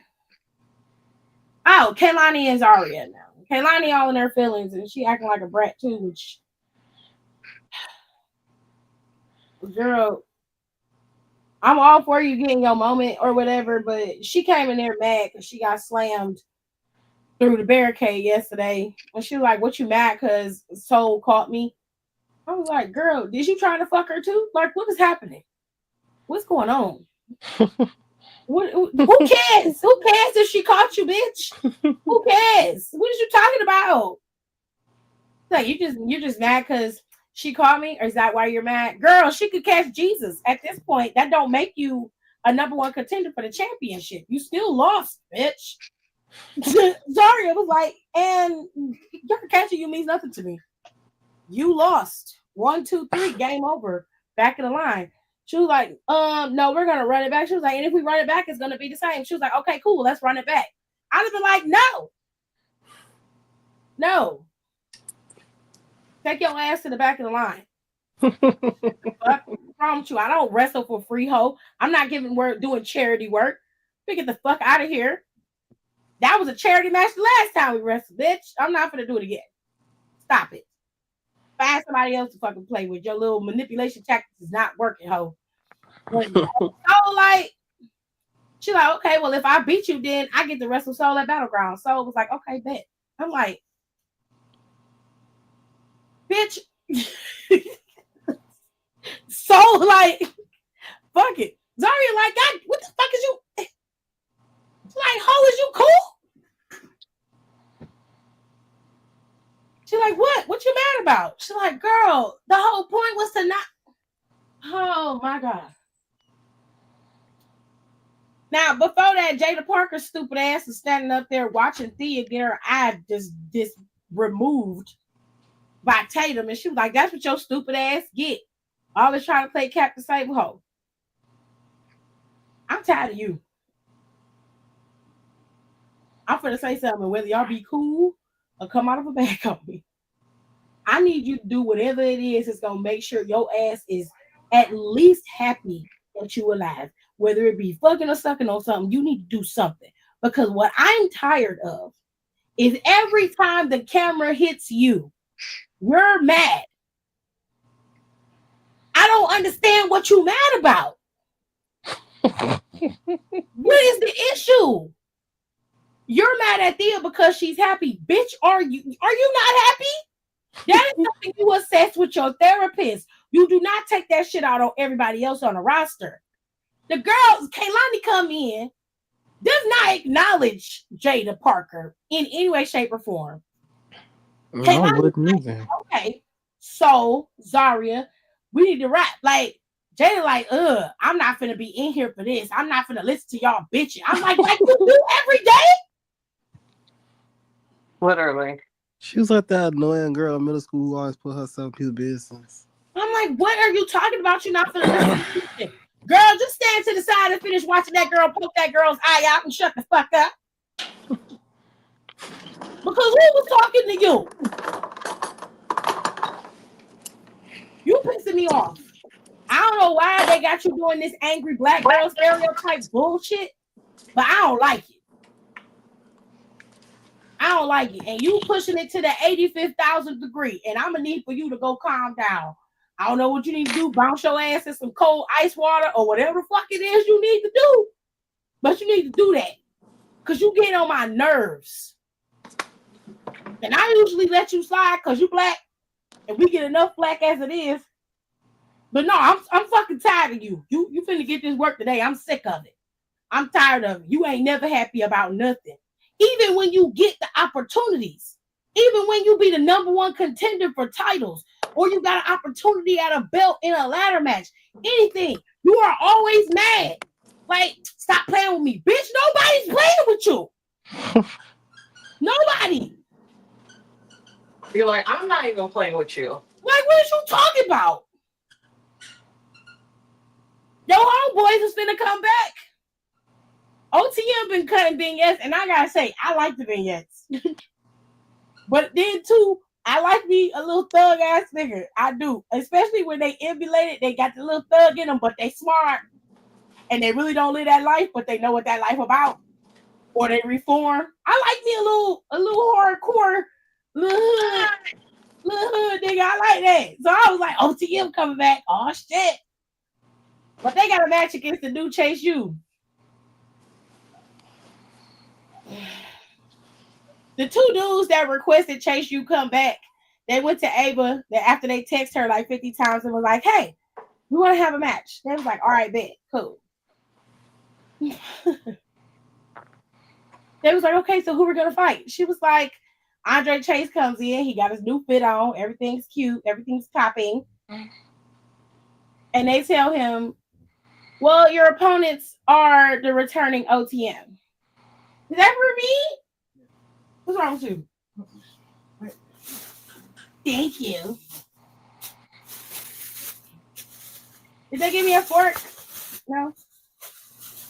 I gotta eat this Cajun pasta with my hands. That's rude. Anyway. So OTM is coming back, and they say they're making it very clear that this tag team division is theirs. They taking it. I need a fork. They ain't give me no fork in the bag.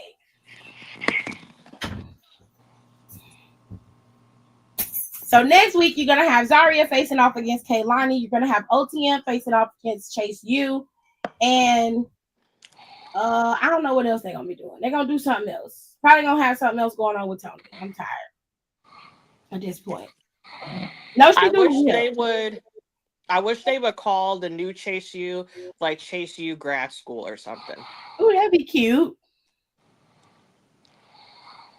Is Don sleeping? No. He'll pop back up. He'll pop back up.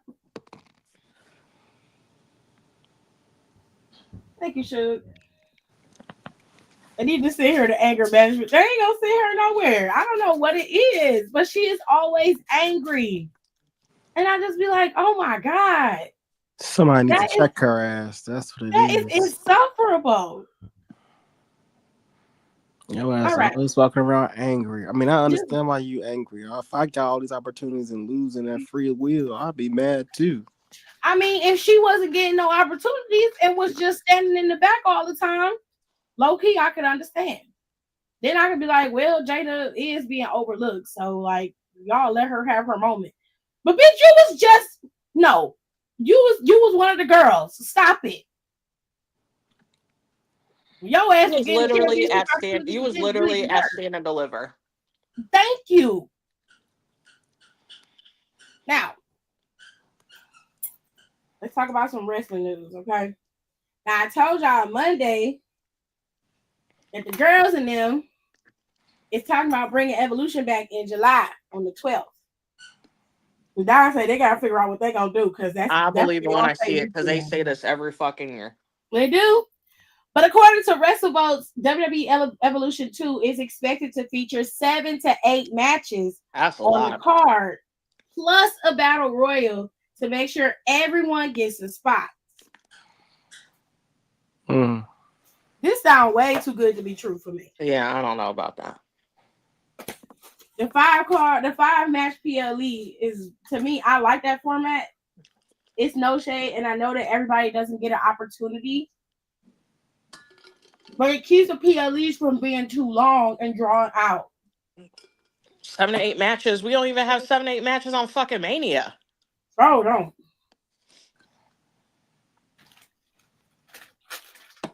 The night I went, hold on, let me count. Let me look at that picture. Yeah, Brady hitting.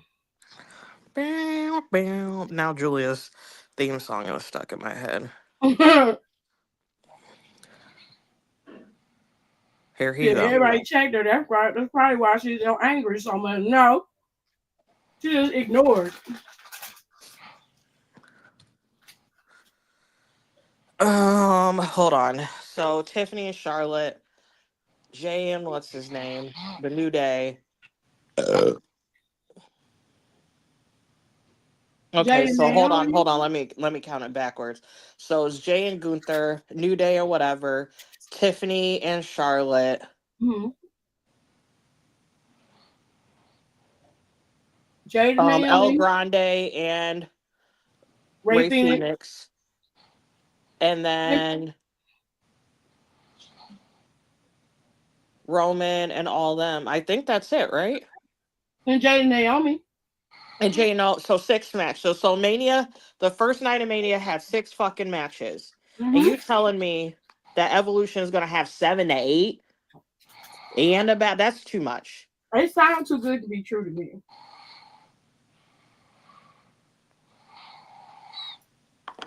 Mm. This is the tiniest fucking piece of salmon. Look at this piece of salmon. It's not saying bad. There's like a tiny ass piece of salmon. Like Where'd you get food from? this place called Allura here in Cleveland. It's a new restaurant. I know I made myself like this ponzu because I get every plate. So I made myself like this what did I make myself? It's basically like this like Asian like steak, like chopped steak, whatever. It's supposed to be like a bowl, like a snap pea bowl. Mm-hmm. But instead of rice, because I was like, I'm trying to cut out carbs or gluten in general. And Yeah. so actually I need to switch to I'm gonna need to switch to coconut aminos instead of soy sauce soon too. But I did a salad base instead of the rice, Ooh, and then is I it good? added, and then I have like a shit ton of I have like so many carrots in my fridge for some reason. So I like a shit ton of carrots. So I like shredded carrots and put it on there too. That sounds good. This is fire. It's just they give you this tiny little 2 ounce piece of salmon in the middle of the damn pasta. They rude as hell for that. Not down sleep again. He'll wake back up. He usually do. Mm. Then we got Will Ospreay. So a lot of people are mad at Will because he said this. Oh yeah, we forgot Jacob and LA Knight on WrestleMania. So it was 7 matches. Okay. So Will Ospreay and some of the fans are not happy with Will Ospreay. See, I'm gonna be honest with you. He's supposed to, big up his company. If he didn't, it'd be pretty piss poor of him. He said, and I quote, "Our guys smoke them every single day of the week. They've got good guys like Gunther, great guys like Randy Orton, good guys like Chad Gable. I respect all of them, but on our worst day, we smoke all of you guys." Sure, whatever makes you happy. People are in the comments laughing at him, telling him he really needs to go back and watch his product. And that was from diehard AEW stands. That was like, you might want to double back and watch the product.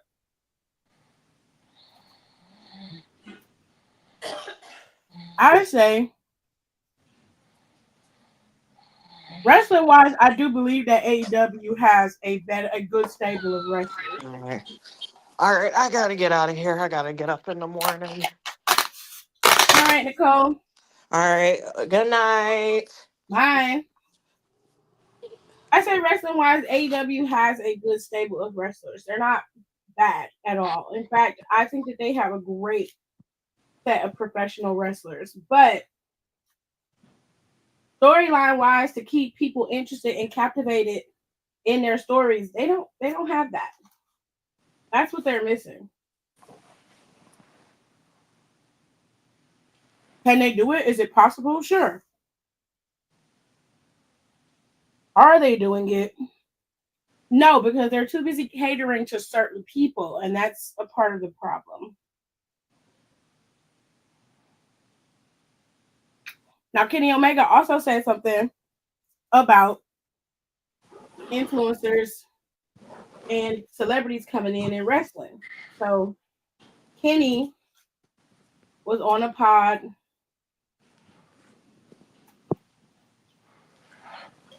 He was talking about it. And he said,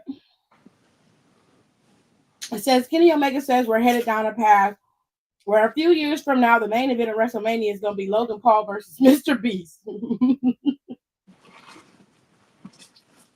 He said, I don't know if I've ever said it publicly or not. I think we're headed on the path where a couple of WrestleManias down the road, the main event is going to be Logan Paul versus Mr. Beast. And it's like, what's the wrestling acumen? How many miles have they put into it? It's like, does it matter? It's a process of evolution. And I'm going to say this. I don't like Logan Paul because of his lack of commitment to the sport. People seem to make it like I disregard the fact that the man can perform. That's not the point. It's like being in a relationship with somebody. Do I love you? Yeah, but are you giving me what I need? No. So you're going to stay with them just because you love them? Is that all you require? All I'm going to tell you is, girl, you need to stand up, okay? That's all I'm going to tell you. Because if all it takes is a man to do backflips and tricks for you and one good wrestling move, then y'all good. Somebody on my page was like, well, he's showing up more now. And if he wasn't doing what he's supposed to, WWE would let him go. I'm like, that's not fucking true, and you know it. You know it's not true. Logan Paul could show up in his drawers and boots right now. And because the view count on these videos online go up when he's there, they're going to keep bringing him back.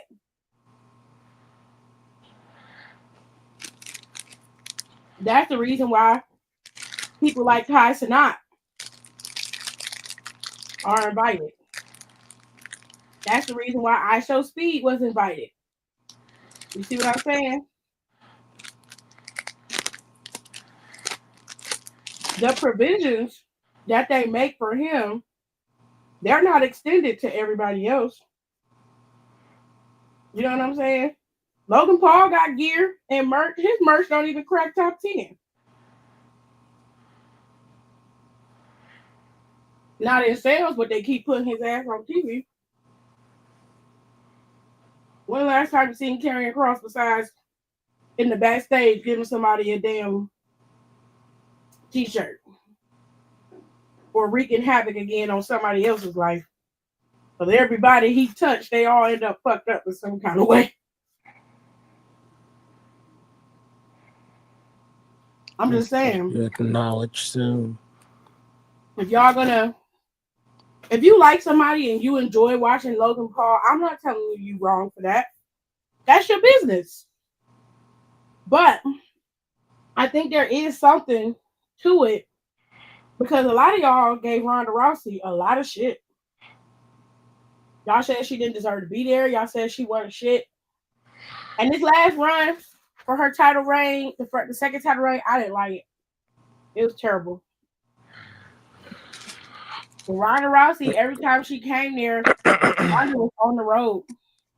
Ronda did house shows. Ronda was at every live, every PLE. There was no, I'm only showing up for the big four. I'm only going to have title matches with people I want to have title matches with. When she was champion both times, that hoe was defending that title. When the last time Logan Paul defended that United States Championship when he had it? Before he dropped it to LA Knight. That motherfucker literally defended that title twice. In 250 plus days, he defended his championship twice. Where has that ever been heard of? He's talking about he's just so good that he don't have to do much. What? And here's the thing. When you have a rinse and repeat type of person, You don't have to do much to book him. Like his rhetoric doesn't change by the people that he wrestles. It's exactly the same. It's all about him. There you go. If I'm we better don't than give a you. shit. I done got here half the time. You've been here 20 plus years. He just changed the years. I Did the would take same this thing one to punch. same thing to LA Knight. Oh, you've been in the game 20, 30 years. I got here and did what you've been trying to do. I've been in WWE for 2. We got a title straight out the gate. Where was you at? I'm like, probably in the back. Trying to get Vince McMahon to give him his opportunity besides being Max Dupree.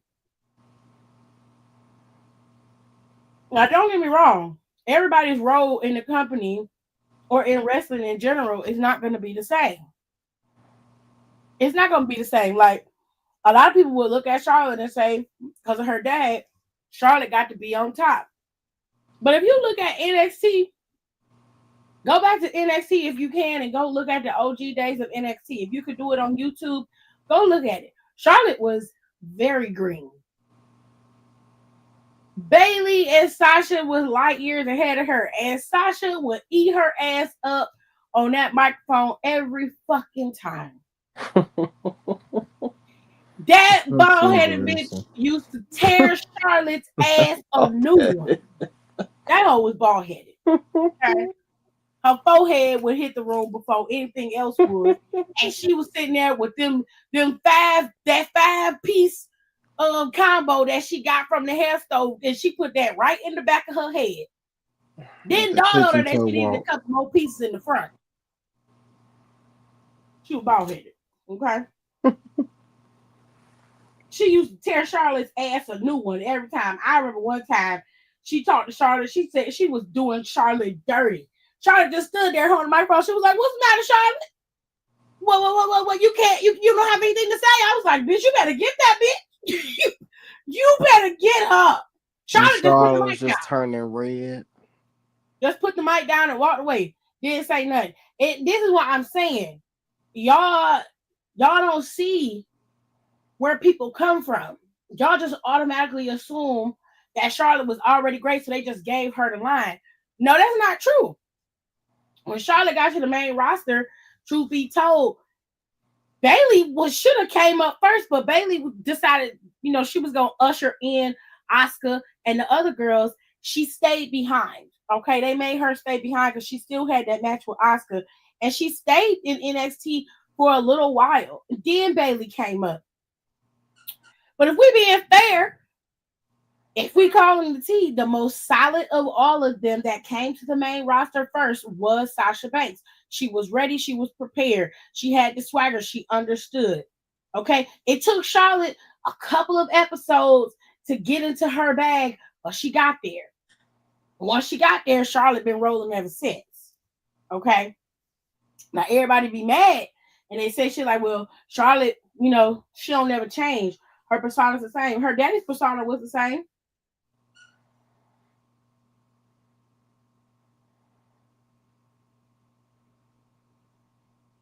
Y'all say he's the greatest of all time.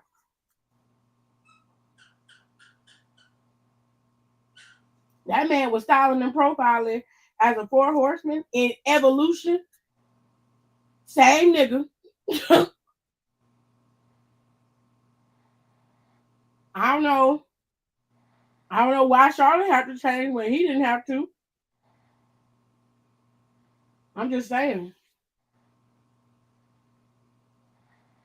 But I will say something that Becky said does make a lot of sense. Is y'all don't like a lot of people because they're not relatable to you. And that's fine. Her persona being the same don't really matter to me. I'm just making the point. So, to go back to what I was talking about, Logan Paul ain't never really been in the trenches. He don't travel like everybody else do. You know what I'm saying? He got John Cena level clearance where he could show up in specific cities at specific times. And he doesn't have to do the legwork that everybody else does. Not to mention, he's got Prime as a member, a proud sponsor, a member of WWE's family, which is smart. No one is denying his business acumen. He's a very smart businessman. It's got to be the hand that turns the other one. You want me to come in here and bring some younger eyes in here? Cool, I got you. But at the same time, like, you got to help promote Prime, which you didn't do much with Randy Orton on Saturday, when he was tasting that sour Prime that they had out there. That nigga said that shit is fucking horrible. Right there on national TV. I was like, well, there it is. I'm just saying, y'all. I don't hate anybody, but y'all got to be realistic. Like, a lot of times, people are always giving certain people a pass to do whatever they want to do.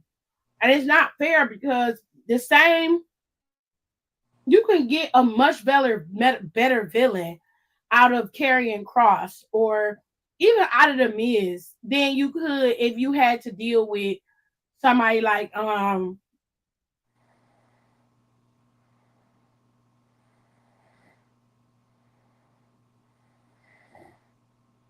on.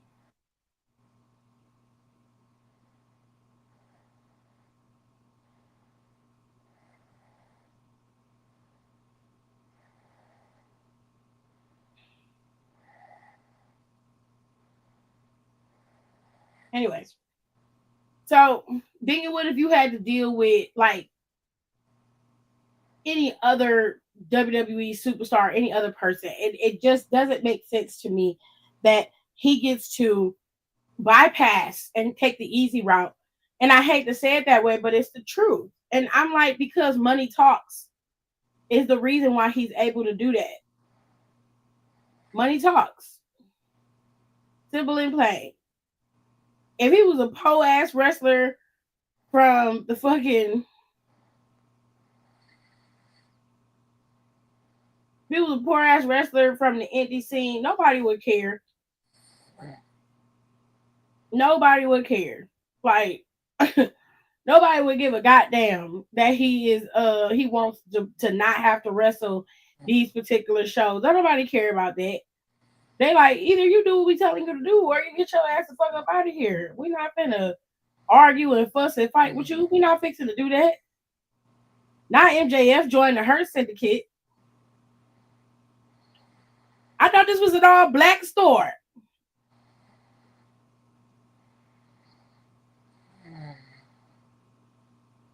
That's crazy. Anyways,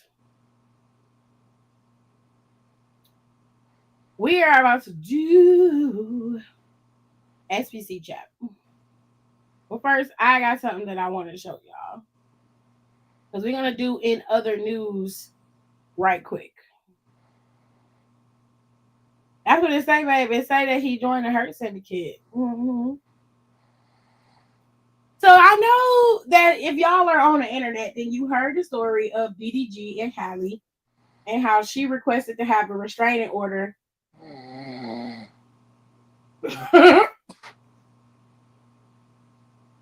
She requested a restraining order against DDG for domestic violence. She has pictures of her bruises, her chipped tooth from when he slammed her head on the steering wheel. And she also alleges that I thought it was, but apparently it ain't. And she also alleges that DDG threw her phone out the window. Now, pardon Don, he probably sleep. According to Pop Base, a judge has granted her domestic violence restraining order. And this is via TMZ. Now here's where the story get a little messed up. Aiden Ross, a popular streamer, y'all know him, he was streaming for Trump, helping him, get the crypto bros on his side.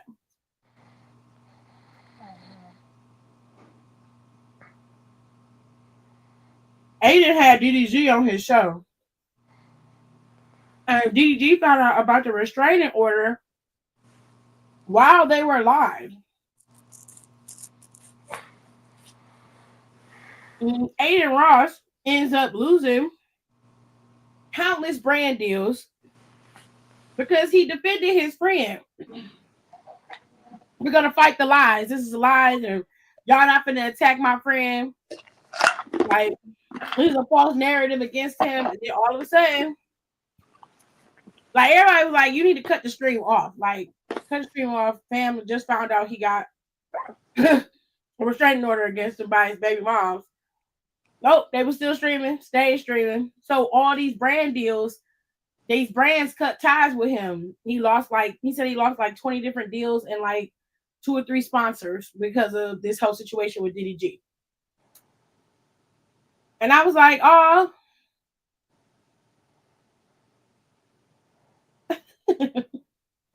I was like, oh, that's sad. So sad.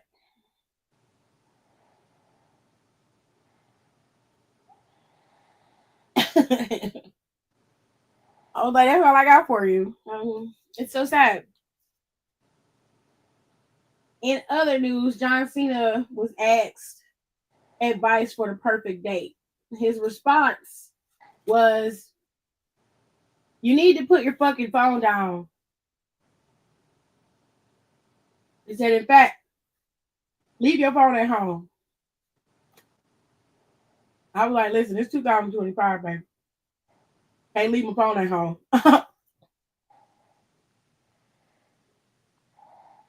I don't ever do that. But he says, I leave my phone at home. I don't even bring it with me. That way we're both present, and when you're there, you're there. It's sweet. It's a cute gesture. Now that's what his punk ass get. That's crazy. Rico said that stream was off for show because the restraining order has been granted, so he would have been notified and served papers before the news broke.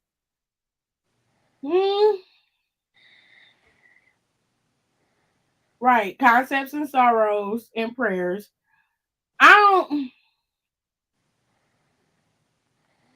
He was online when he claimed he found out about her getting a restraining order, but the restraining order hadn't been approved yet. It didn't get approved until a few hours later when they announced it, that TMZ announced that the judge had granted her the restraining order. She had applied for one. Well, Rico is right. He would have been served papers. But they had to, say something about it because they was on live and all the fans would have seen it. Rico, they couldn't just let him get blindsided. They had to be able to act like DDG was shocked or he was surprised. Whatever makes y'all happy. Now, what else I got? I just never go see them bouncing at my door. Hold on, we got some more news. Soulja Boy came out and said, DDG, you a whole bitch ass nigga for putting your hands on Halle. Little nigga, if I catch you, I'm beating the fuck out of you.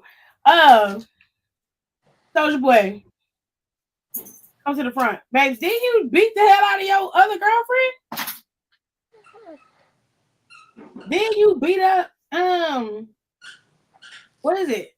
Teddy Riley's daughter? Wasn't you with her? Didn't you beat her up? Didn't you beat up the other girl that she was dating? Baby, I drink all my lemonade. Mm-hmm. Can I have a 2 Sprites, please? That man a bit of a weirdo though, so I ain't surprised because he ain't like that girl.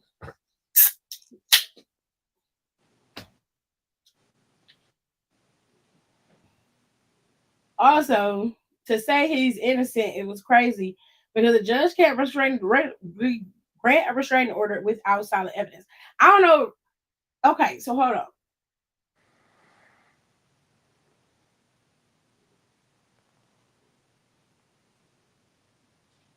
So here's the thing. Oh my gosh. I needed that. Is it possible for them to grant a restraining order without solid evidence? Yes, it is. If they believe that this woman is in imminent danger, they will do that. They've done it before. Child, I had to burp. They've done it before, and it will happen again. The system isn't perfect, but she did have evidence of abuse. However, if I'm, a judge, I have to look at the history of these two people. Is there any reports of this ever happening before? Does she have witnesses to the crime? Because again, domestic violence is it's a hard thing to prove in court, especially when you don't have video evidence of the person physically assaulting you. It's very difficult to prove in court. That's why a lot of women don't come forward because they don't think that people are going to believe them. And I always tell you, and this is a lesson for everybody in any situation, it don't matter if you are gay, straight, bi, whatever the case may be. Domestic violence can happen to anybody. Number one, I don't care how many times this man tell you he loves you, always write that shit down, report it, record everything. The freakouts, the constant attack, verbal attacks, the assault, have cameras in your house. Because the situation can always get worse. Like, look at what happened with Keke Palmer. Keke Palmer, baby daddy, was abusive to her, and she was holding it down, keeping it quiet to herself. If you listen to Keke Palmer's song, you'll hear her say they were not together when she went to the Usher concert. But because nobody knew that, and the only person that knew was him, he goes out there and makes it seem like she's some type of hoe and causes all this conversation and discord. And they wasn't even together. They had broke up. She went out with her girl so she could have a good time. And they broke up. Which explains the dress. But shit, Keke Palmer had sold that dress out. So many people had bought that damn dress because of her. You see what I'm saying? And like, there is evidence of abuse, but there's no evidence that DDG did it. Like, and there's no direct link to him. And I'm not saying that he's not guilty. I'm not saying that at all because I believe that the man did the shit because he crazy. He be doing weird shit. And I'll get to that in a second. But as a judge, it's their job to assess the evidence and proceed forward. I think that they granted her the restraining order just in case. If the situation ends up getting more volatile, they have some order of protection for her in case. But he ain't gonna do nothing crazy now because everybody on his ass. So he got to behave because if something happened to Hallie, we all know who did it. You see what I'm saying? The girl's smart. She's smart. And then Tory Lanez getting stabbed and saying he been stabbed 14 times, but we breathing, speaking fine, and all the nurses clocked the BS. Hell no. Yep, vet your partners, yeah. Cause if I get a whiff of a red flag, I'm gonna find a way to bring it up subtly, and the reaction to that will determine how I proceed. Child, the articles, they said they got a ring camera video of him destroying personal property. Well, that's it. It was probably the video of him throwing her phone out the window, but she said, so the violent reaction to that could possibly lead a judge to decide, okay, this man is volatile, especially her tooth is chipped. She got bruising all over her body. It didn't happen by osmosis, and she haven't been with no other dude far as we know. They say she was with Britt Fayers.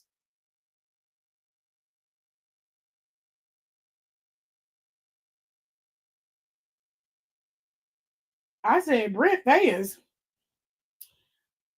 I said, girl, you got a type. Definitely got a type. But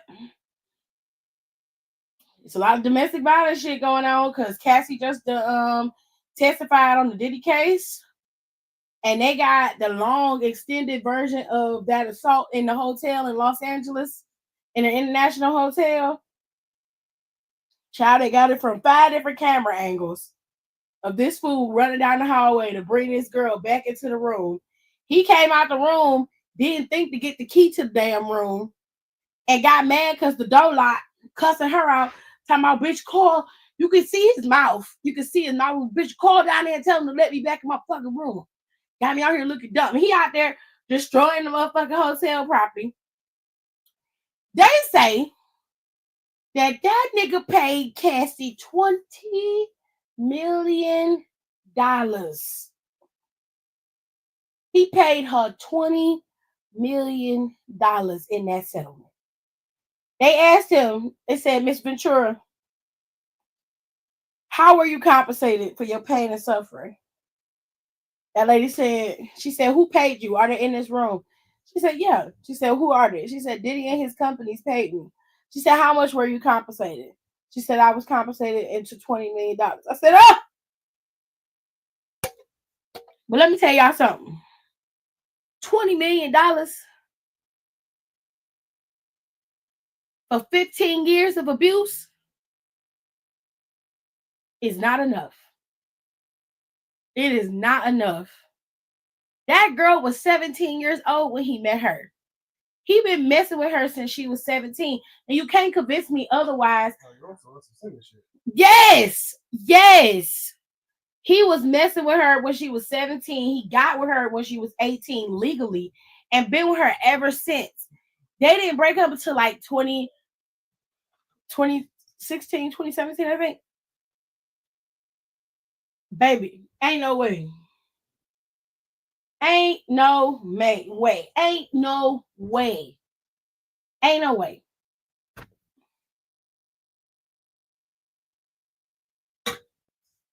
Ain't no way.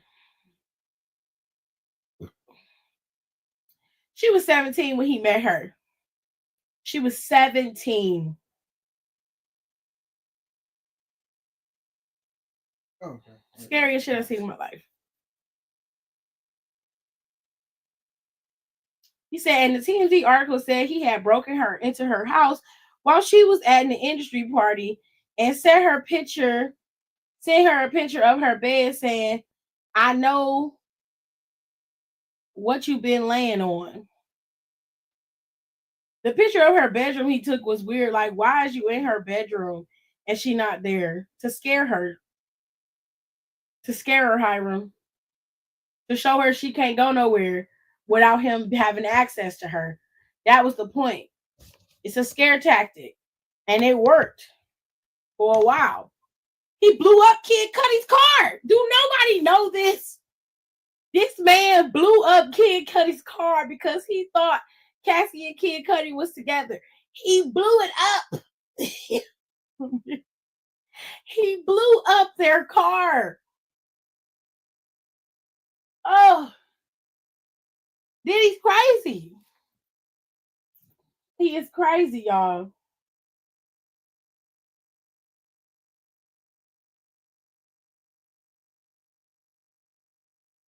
Now, I know Diddy G's brother was on Diddy G's brother was on TV.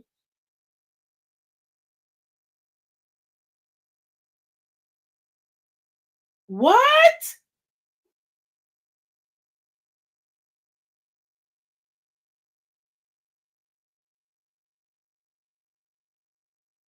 No, that's Diddy G who broke into Hallie's place. You broke into her house, bro?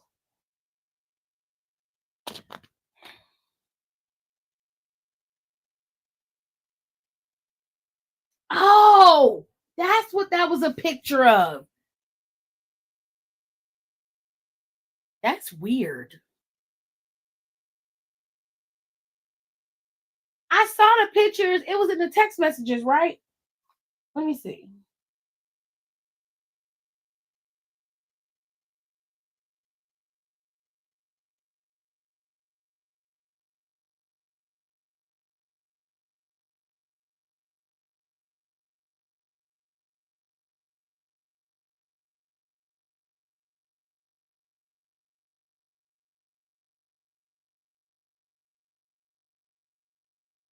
Oh no, it wasn't in the text. I thought it was in her text messages that she had sent as evidence, but it wasn't in there. Oh. Rico said it was in the article though.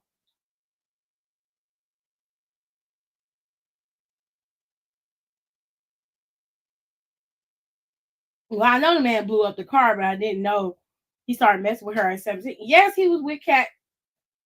If he didn't start sleeping with her, he was following her and keeping up with her until she was 18. And that's when he started being with her, was right then and there.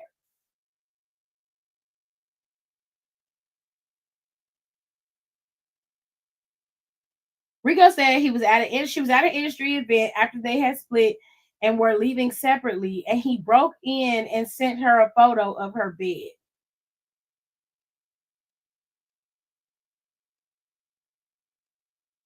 This is why I would be living with my sister. Me and my sister would be living together because there's no way.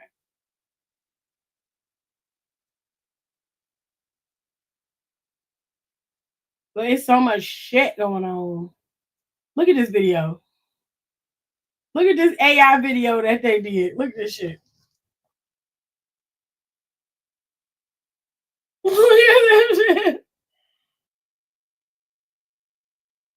Got these motherfuckers dancing. And you know what's funny?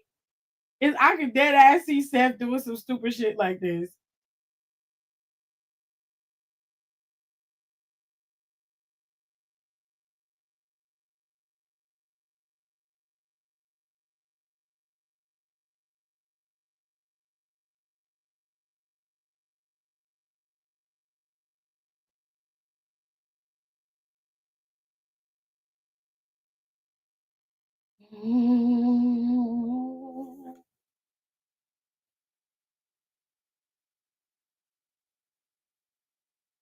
Andre 3000 got an honorary doctorate from Berklee College of Music, and he gave a speech.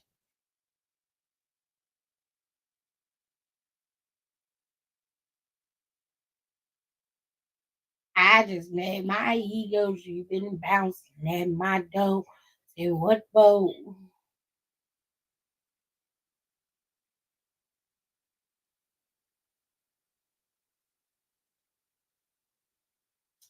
There we go. Time for SBC chat. It's time for the chat. SBC chat. SBC chat. Okay, she also alleges DDG creeped her out in March when he showed up at her home, entered without permission, went into her bedroom, and texted the peck of Hallie's empty bed to her, along with the text, "Now I know what you've been on, LOL." Hallie says she interpreted the text as DDG accusing her of having sex with other people. Oh, okay. You a whole ass weirdo. What the fuck? It was cute. What you think? What's that stuff underneath it? The car leaking? No, it might have been some water that's on the floor.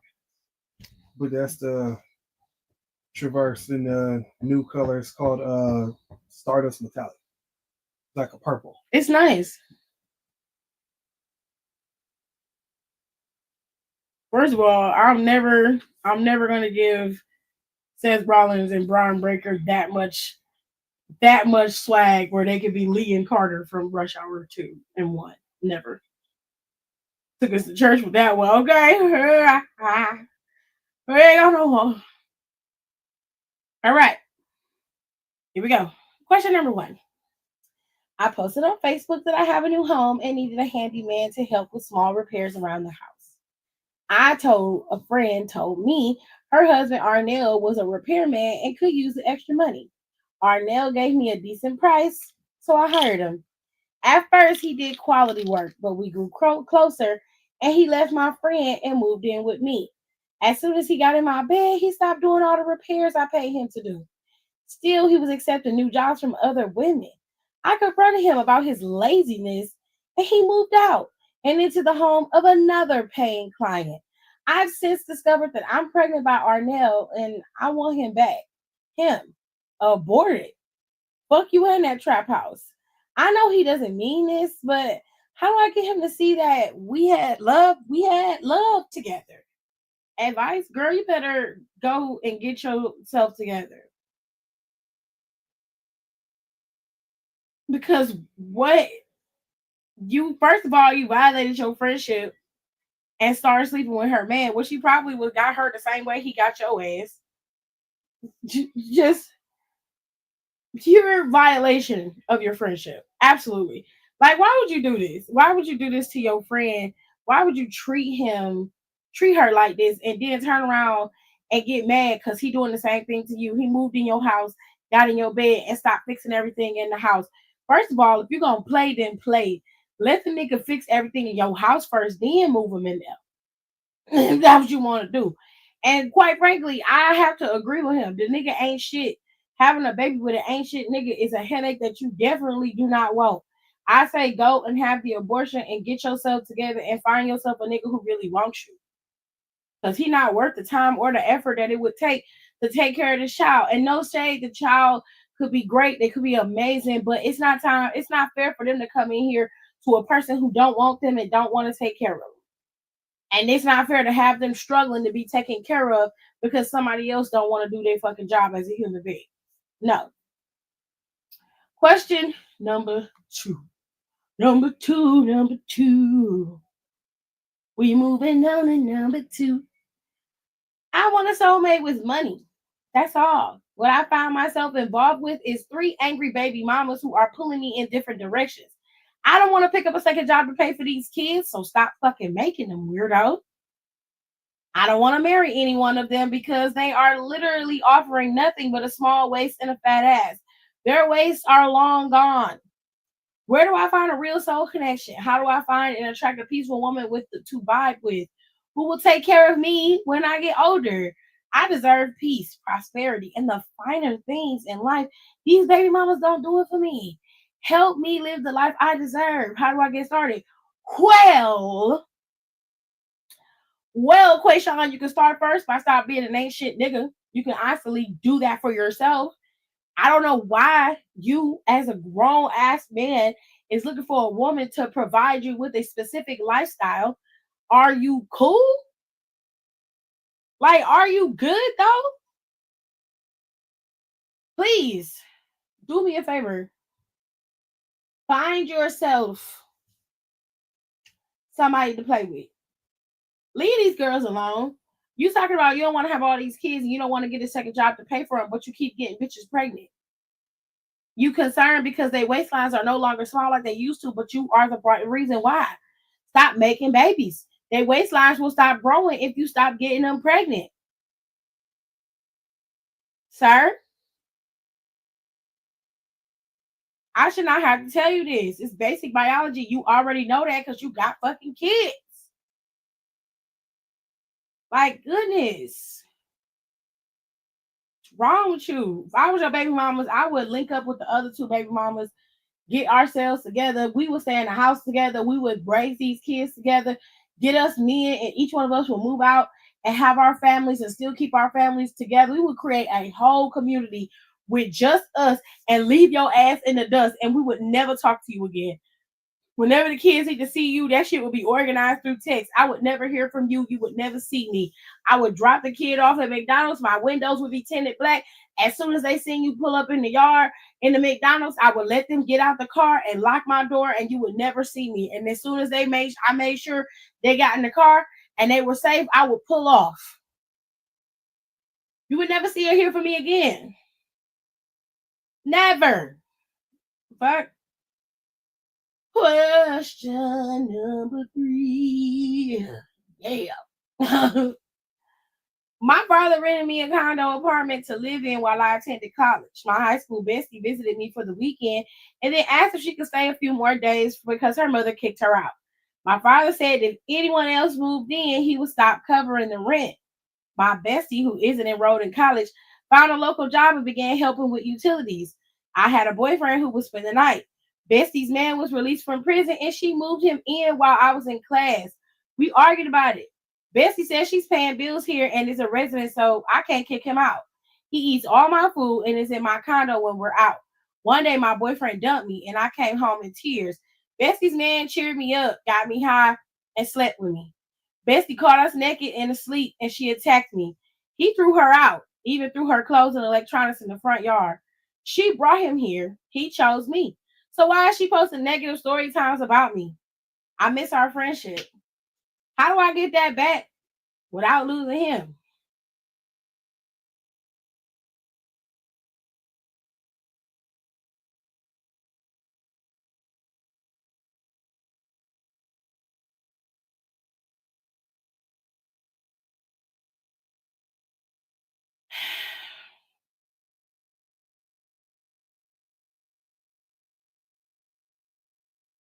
Bye-bye, bitch.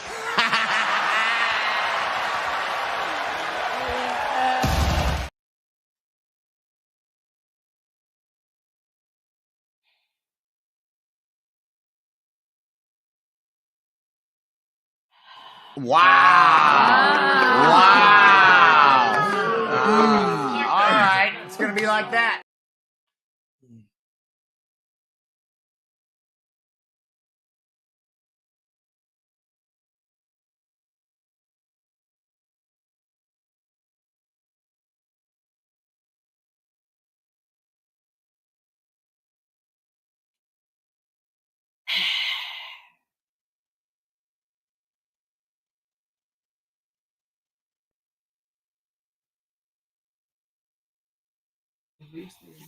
The video game.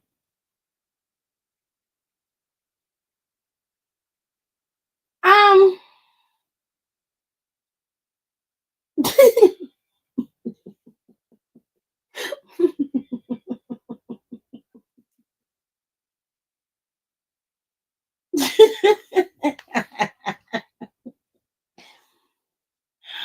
gonna be the way I am until I fucking die. And if you don't like it, die first then, bitch. But anyways.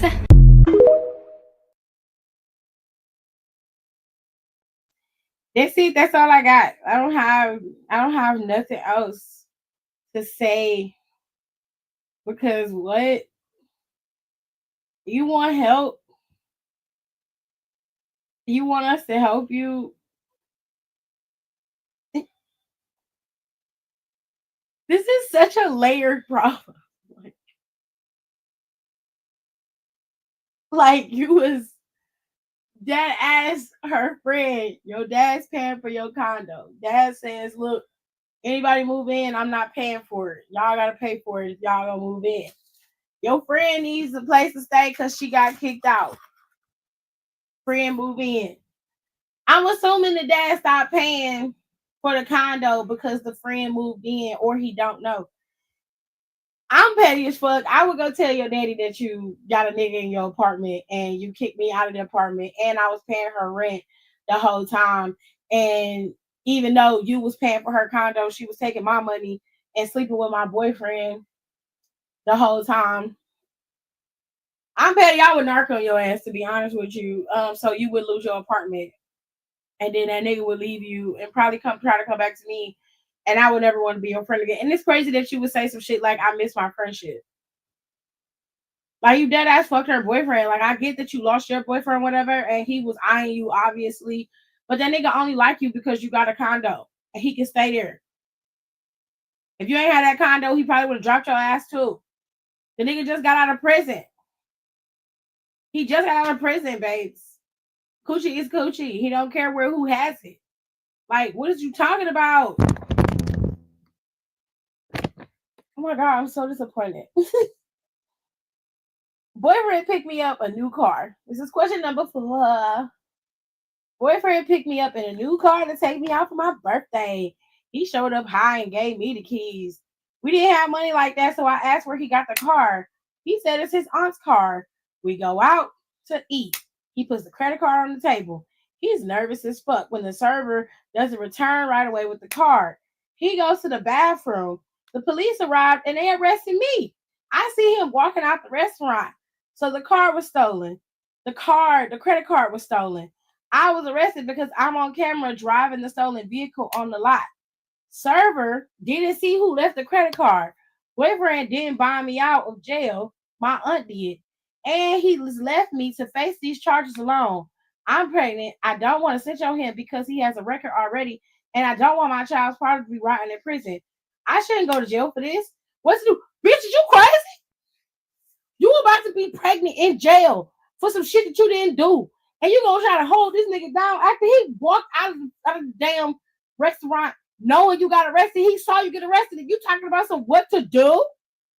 Snitch on that nigga. Excuse me? I would have been screaming at the moment that I got my ass arrested. His name is Rayshawn Chalmers. He lived at 3435 West 172nd Street. And his mama is there. His daddy dead. His daddy is a war veteran. His mama is a whole ass bitch. And she's a nurse at fucking University Circle. And then his cousin lived down the street. And them hoes be scamming. It's a whole scam family. You could go and find out. I did not do this. I did not do this. I did not do this. I don't even know where this car came from. This man came to my house. He dropped his car. He said, we can go out to eat. He put the credit card down. I did not have that credit card. I got my own cards with my own money, but I don't have no money for this shit. But he said he had it. It is not me. It is not me. It is not me. I would be snitching. I'm snitching on everybody.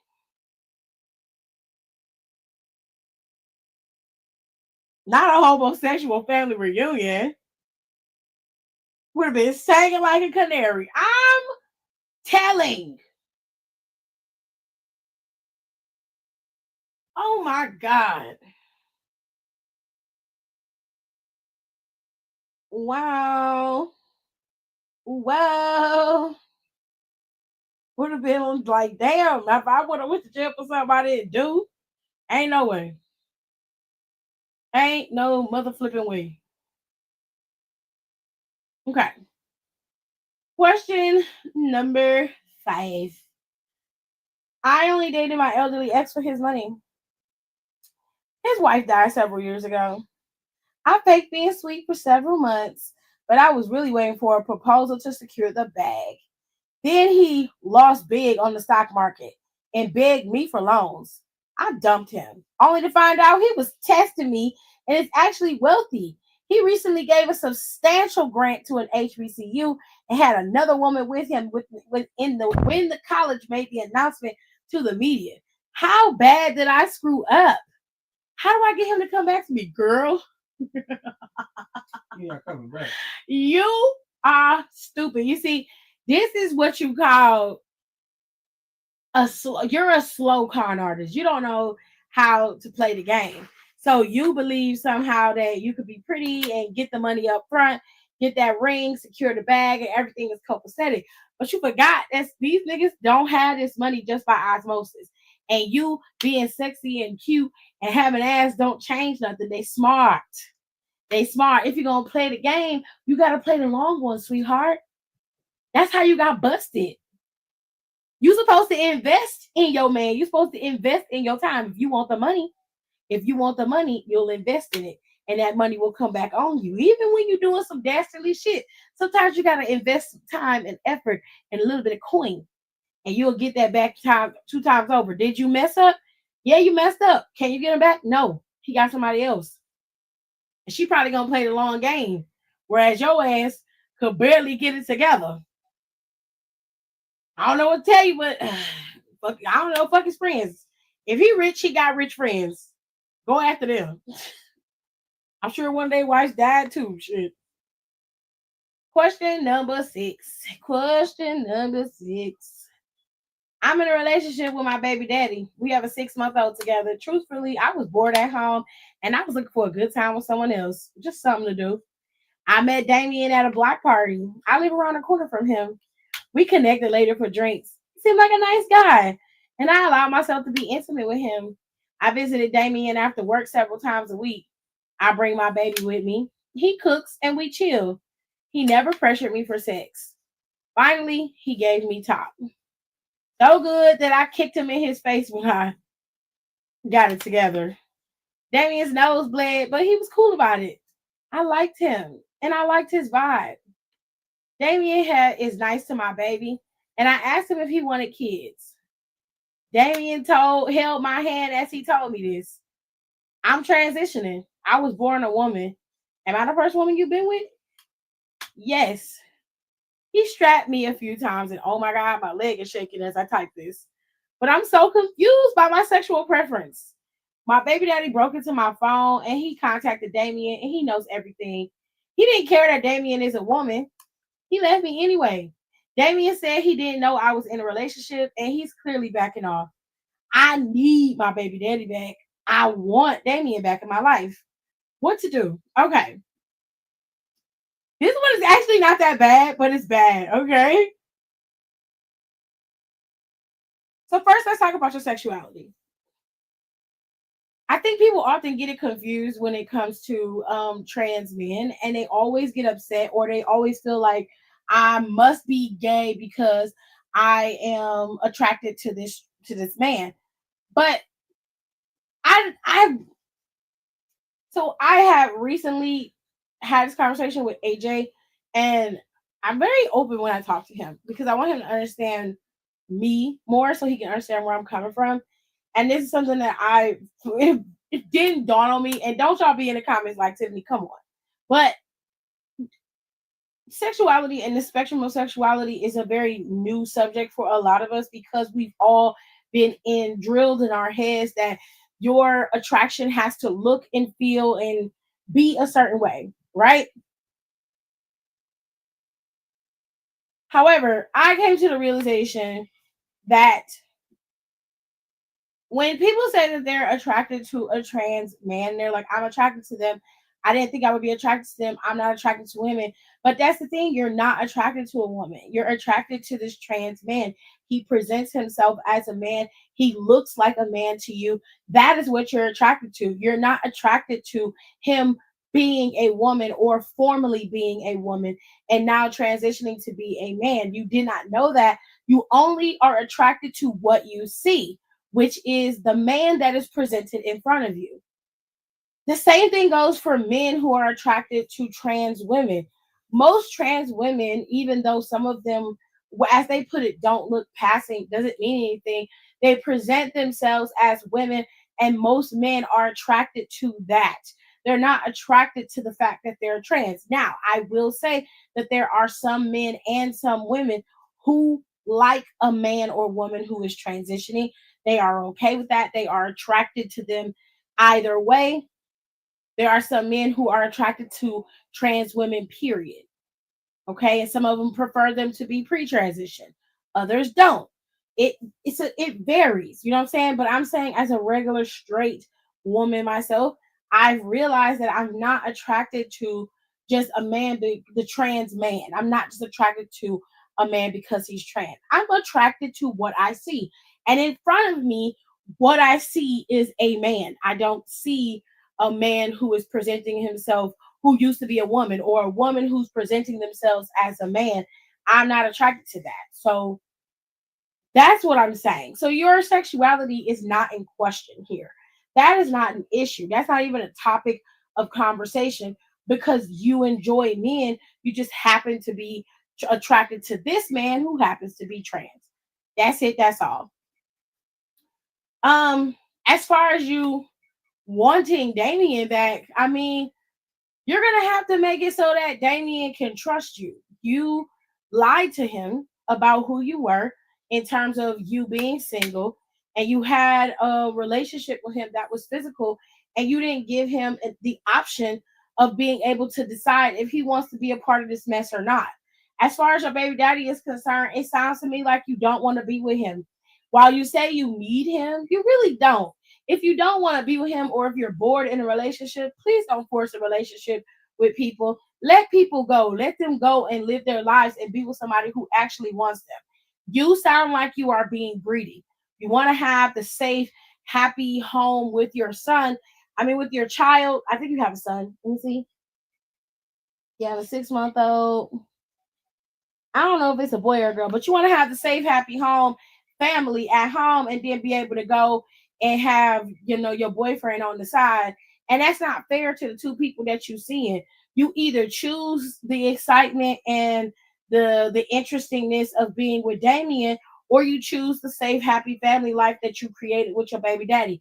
Either way, it seems like neither one of these niggas want you because you fucked up both relationships being greedy. You got to figure out what you want and stop running around going after dudes that really you need to be focusing on your family. And that's it. This one wasn't that bad, but I didn't have to say that about the sexuality thing because a lot of people get that very, very confused.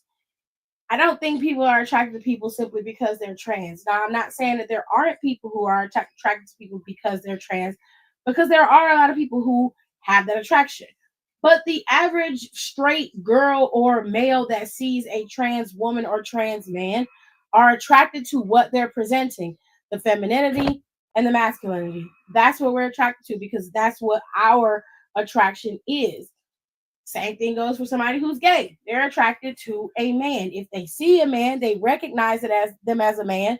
That's what they're going to be attracted to. You know what I'm saying? Hold on. I was going to say I know that's right because she got some good D. That's crazy. I mean, that baby needs the dad. You don't need him. You just like the comfort. That's facts. With all that being said, SBC chat is over and we are done for the day. Now, I got a question for y'all. Do y'all want me to do reading and chill this weekend? Because our good fellow Dorico, our writer for our favorite book, has finished the last 3 chapters, chapters 8, 9, and 10. They're pretty long chapters, but he has finished them. And I want to know if y'all want me to read them this weekend because I won't be able to do reading and chill next weekend because I will not be in town next weekend. I'll be back that Saturday, but I'll be tired. And then that's the weekend of NXT Battleground, and Saturday Night Main Event is that weekend as well. And then the weekend of the 31st is open. And then we got the weekend of the 6th, which is the weekend of Money in the Bank and Worlds Collide. So before I go, y'all tell me in the comments, do y'all want to do reading and chill this weekend? If you do, we'll do it. If you don't, then we're going to have to wait until mid-June before we do another reading and chill. So I'm going to wait. Y'all tell me what y'all want to do. Did you eat today? Girl, I was actually full off of that.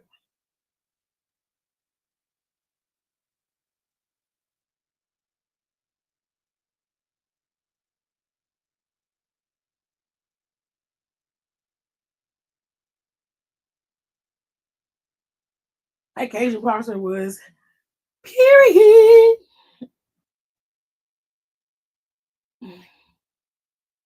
Ain't nobody saying nothing. It was good, Jared. I know I could do better than that.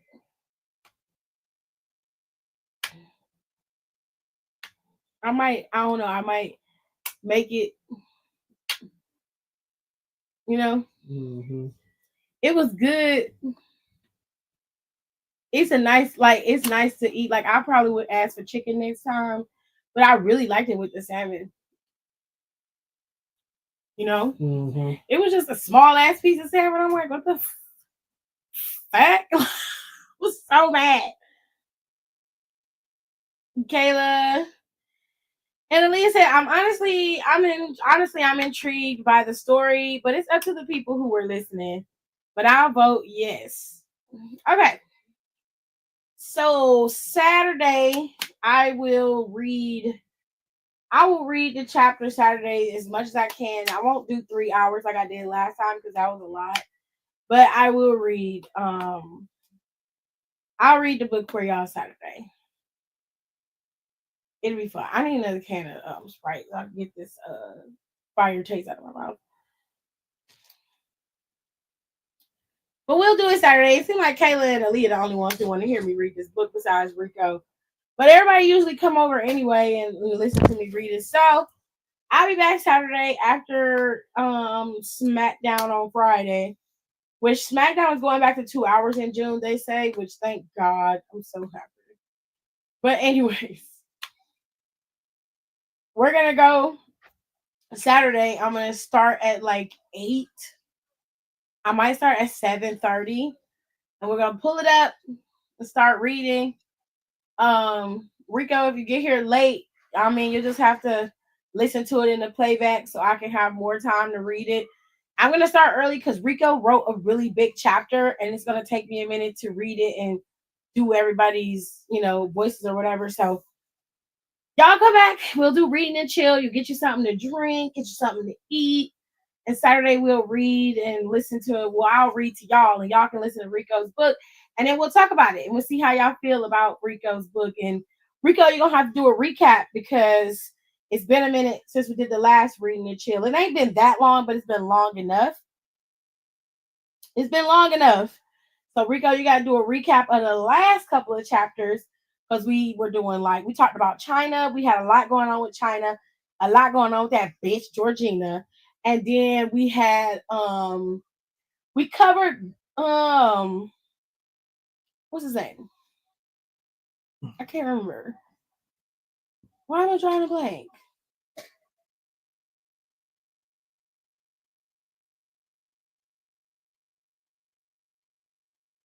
Oh my God, my brain just went blank. What's his name? Vincent? Is that his name? Why did my brain blank out like that?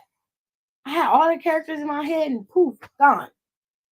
It don't matter. Rico's going to do a recap for y'all like he did the last time. And then I will play that and then we'll get into it. Okay. I'm going to read all the characters like I did last time.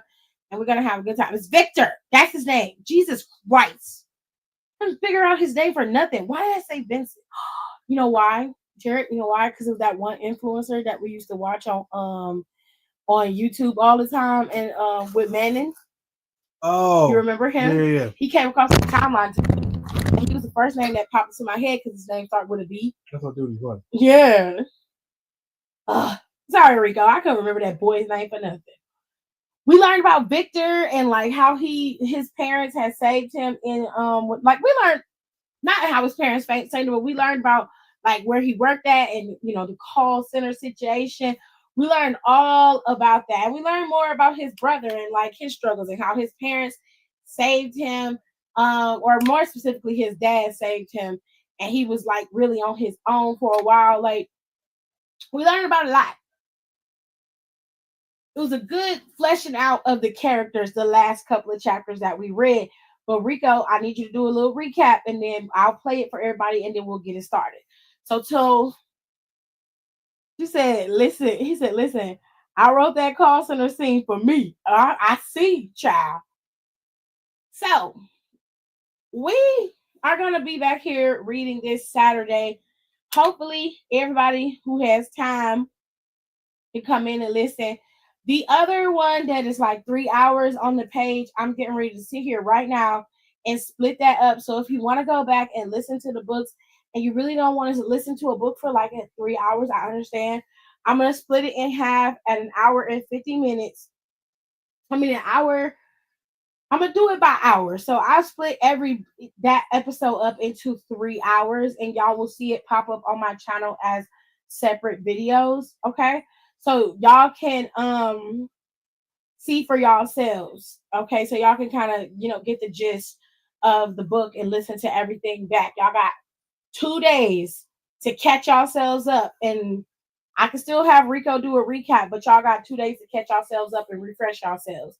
I'm going to edit those videos right now. So it's like each video is an hour long. So it's not too long for y'all to be listening to the videos. I mean, listening to me reading. Okay. And then once we do that, we'll take a break from Rico's book for a little bit. And then I will talk to y'all about another book that we can read that I think y'all would actually enjoy. We're going to do a fantasy book, but we're not going to do it it's not going to be as serious as Rico's, but it's going to be a little bit serious. Okay. But I have a couple fantasy books that we can get into, and I'm going to ask y'all about it on live tomorrow. And then we'll see which ones we're going to read because I really want to read them. And I feel like if I'm going to do it, then I'm going to kill 2 birds with 1 stone and read them with y'all rather than just reading it by myself. Why would I do that? You know what I'm saying? I can just read it with y'all. Any whoosies, I'll be back Saturday. We'll be back Friday. So y'all get 2 more videos from me. Prepare to be sick of me. Okay? I will see y'all then. Y'all have a good night. Bye. Thanks for tuning in. Don't forget to rate, comment, and subscribe for more wrestling content. Check out our merch and consider becoming a member for exclusive perks, special emojis, and members-only content.